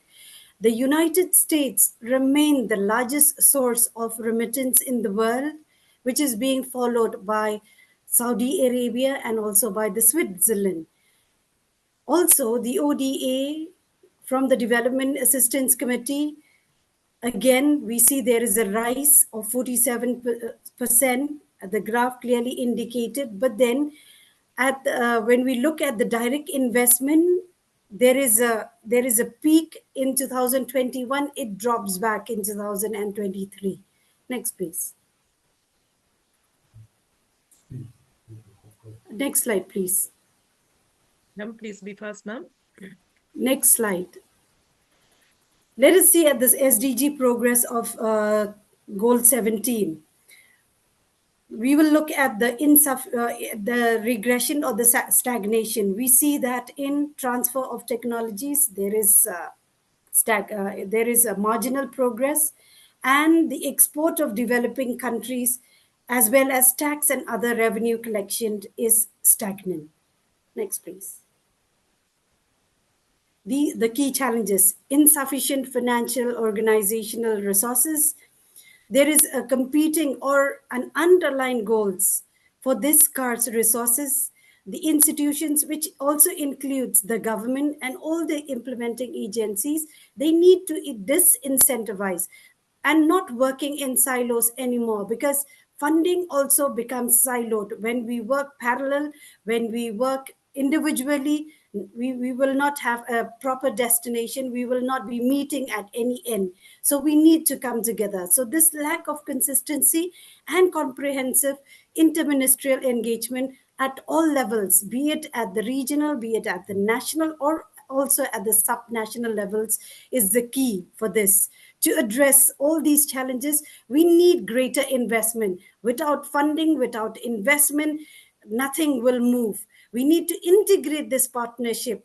The high level government prioritization of partnership is so much important. The government needs to come up front so that others can follow whatever behind, going beyond the donor coordination. But we need to pull in the donor funding, not just waiting for a particular donor to come and fit into the investment. We need to also adopt a demand rather than looking at the supply side of perspective. We need to look what is required, what is the real demand, what is the key, the key requirement at the. Could you please conclude, ma'am?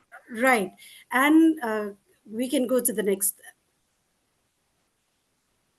Last but not the least, just to conclude, global partnership will be possible if all the stakeholders, because it involves a multi-stakeholder approach to help bring in a broader set of the technology, the technical as well as the commercial maturity. Also, a much greater level of this financial and organizational support from all the partners is of utmost importance and is so much required. So thank you so much.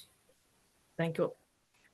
Thank you. Thank you so much, ma'am. You are well presented about this SDG 17. That's the last goal. You clearly discuss about the importance of this partnership and collaboration in achieving the sustainable development goals with a focus on SDG 17. And the main key points take away from your talk is the importance of partnership and also the type of fundings and the partnership for the impacts, the global collaboration and networking opportunities, and finally the inspiration for action. So well done, ma'am. And in concluding this, SDG 17, it reminds in achieving the sustainable development goal requires a collective action and partnerships. Let's all work together, leverage our strength and mobilize resources to drive the progress. So by fostering this global partnership, we can accelerate the implementation of SDG and create a more equitable, prosperous and sustainable world for all. So together we can make a difference and achieve this 2030 agenda. Thank you all. Thank you all the speakers for spending your valuable time. Kavita ma'am, you can Yes. get some questions from chat box, ma'am. Sure, You check sure. it with Davies. If any questions is there, you put the question to the speakers so that they will, who are available, they will answer. Then go for closing the session. Okay. Yes. So now it's a time for question and answer session. Anyone? Any questions? Davies, please check the chat box and put the questions to the Kavita ma'am so that ma'am will present to the speakers. Yes, sir. Yes, sir.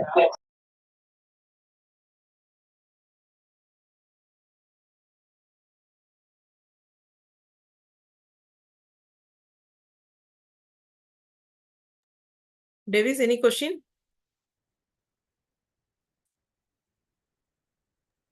Ma'am, no questions received from YouTube, ma'am.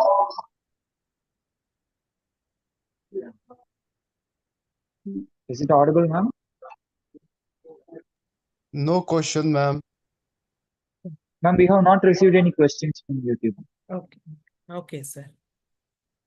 Davis, no questions, no? Yes, ma'am, we have not received. Okay, okay. Amay, sir? Yes, ma'am. Yes, ma'am. Conclude. Okay, thank you, sir. So on behalf of Institution of Green Engineers, first of all, I would like to thank Dr. Ramesh, sir, the President Igen, for his constant encouragement and support in conducting today's event, pre-conference 4, which is a stepping stone for this Igen Energathon Conference 2025, which is to be held on May 16 and 17. I request all of you to kindly spend all your valuable time on both the 2 days, May 16 and 17, without missing even a single event for the 2 days. And now next, I would like to thank our Igen directors and Director Dr. Gokul, who has given a wonderful speech on this Energathon conference, and it's also for his support and motivation for all of us. I would like to thank all the speakers, Joseph Daniel from Madhya Pradesh, representing the state of Madhya Pradesh for SDG 1, and second for SDG 2, Dr. Bhupendra Soni from Rajasthan, and then third, Dr. S.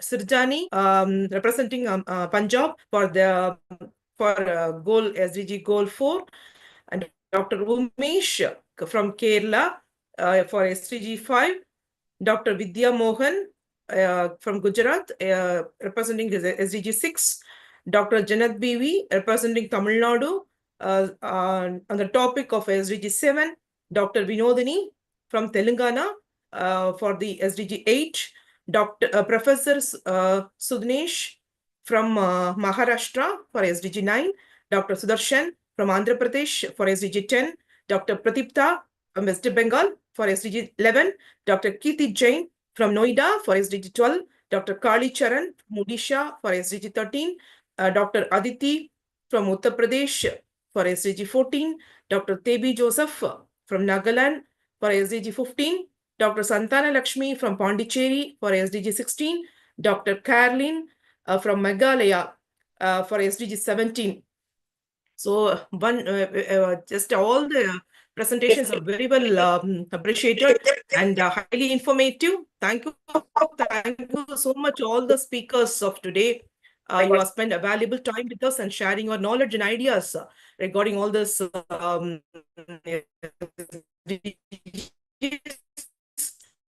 Thank you once again. And finally, Dr. Rina Williams, who has done wonderfully coordinating all this pre-conference 4, coordinating all the speakers from 17 states for this pre-conference 4 and made a grand success. Thank you so much, ma'am. Finally, I would like to thank all the students of the backstage team, Mr. Niranjan and Davis, and all the other students who have done well. Thank you so much. Thank you once again. Thank you all. Madam, you will request Davis, you can just present the people, those who are in the backstage, so that give a note, thanking note to them.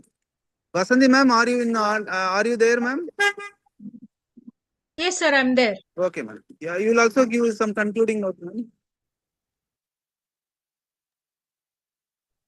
Yeah, I thank all the speakers for having accepted our invitation, and in a short time we were able to make our presentations, and all the speakers put in a lot of effort, and I'm sure the viewers on YouTube would who have been following would definitely have some takeaways, some positive takeaways. The concept was to bring in to the minds of everybody concerned, not only the audience but also among the speakers, because every time, personally for me, every time I attend any of the even the meetings that we have, I always find that I learn something from it. So I'm sure everybody else also would feel the same. Thank you once again to all the speakers, and I hope we will connect again and again for so many other events that IGN is conducting. My best wishes to all. Thank you so much once again. Yeah, of course, without a platform, we would not have met.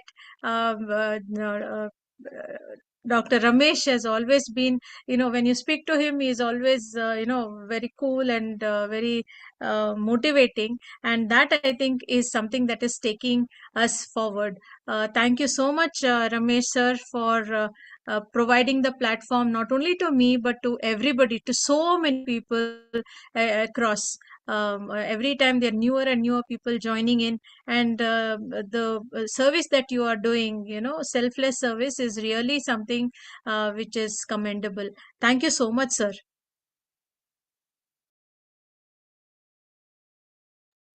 Thank you, ma'am. And David, your concluding note, David.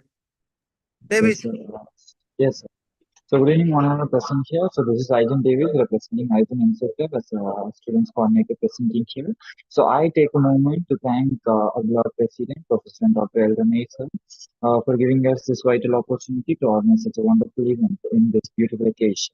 I also take a moment to thank Dr. Kavita ma'am, Dr. Vasanta Reena Williams ma'am for helping us to get this event a successful one.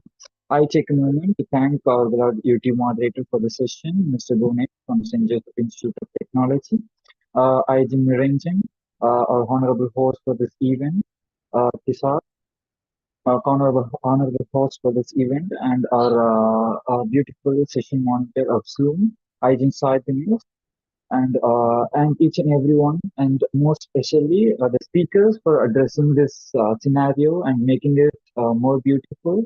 Your ways of words of inspiration really shows your dedication and brings up an inspiration. So thank you all so much for connecting with us.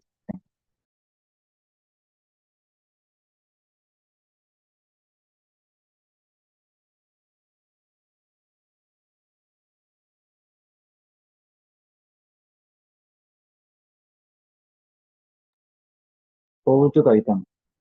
So thank you all the speakers. It was a very wonderful session by all the speakers, and there is a most of the participants also participated from your institutions also. They had also give the message in the chat box. It was very nice experience. We want all the speakers will get the certificate very soon, and the participants also will get the certificates by tomorrow.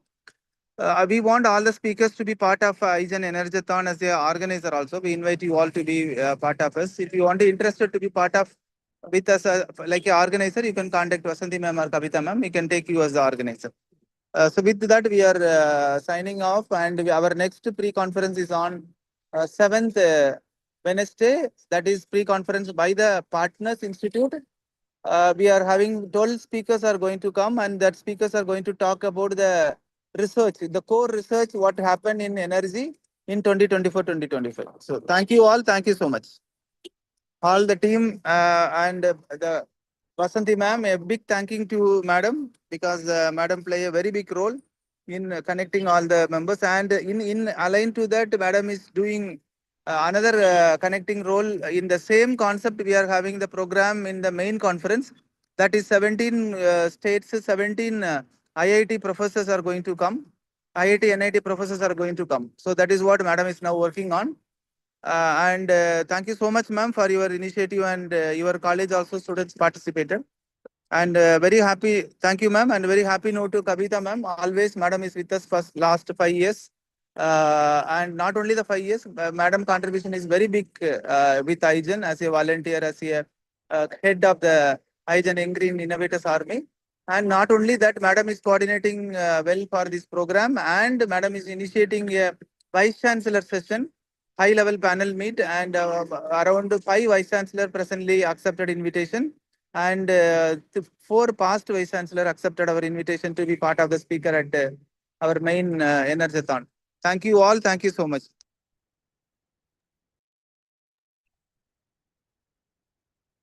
Okay, ma'am. So we will Niranjan, you can go for. Thank you, sir. Yes, sir.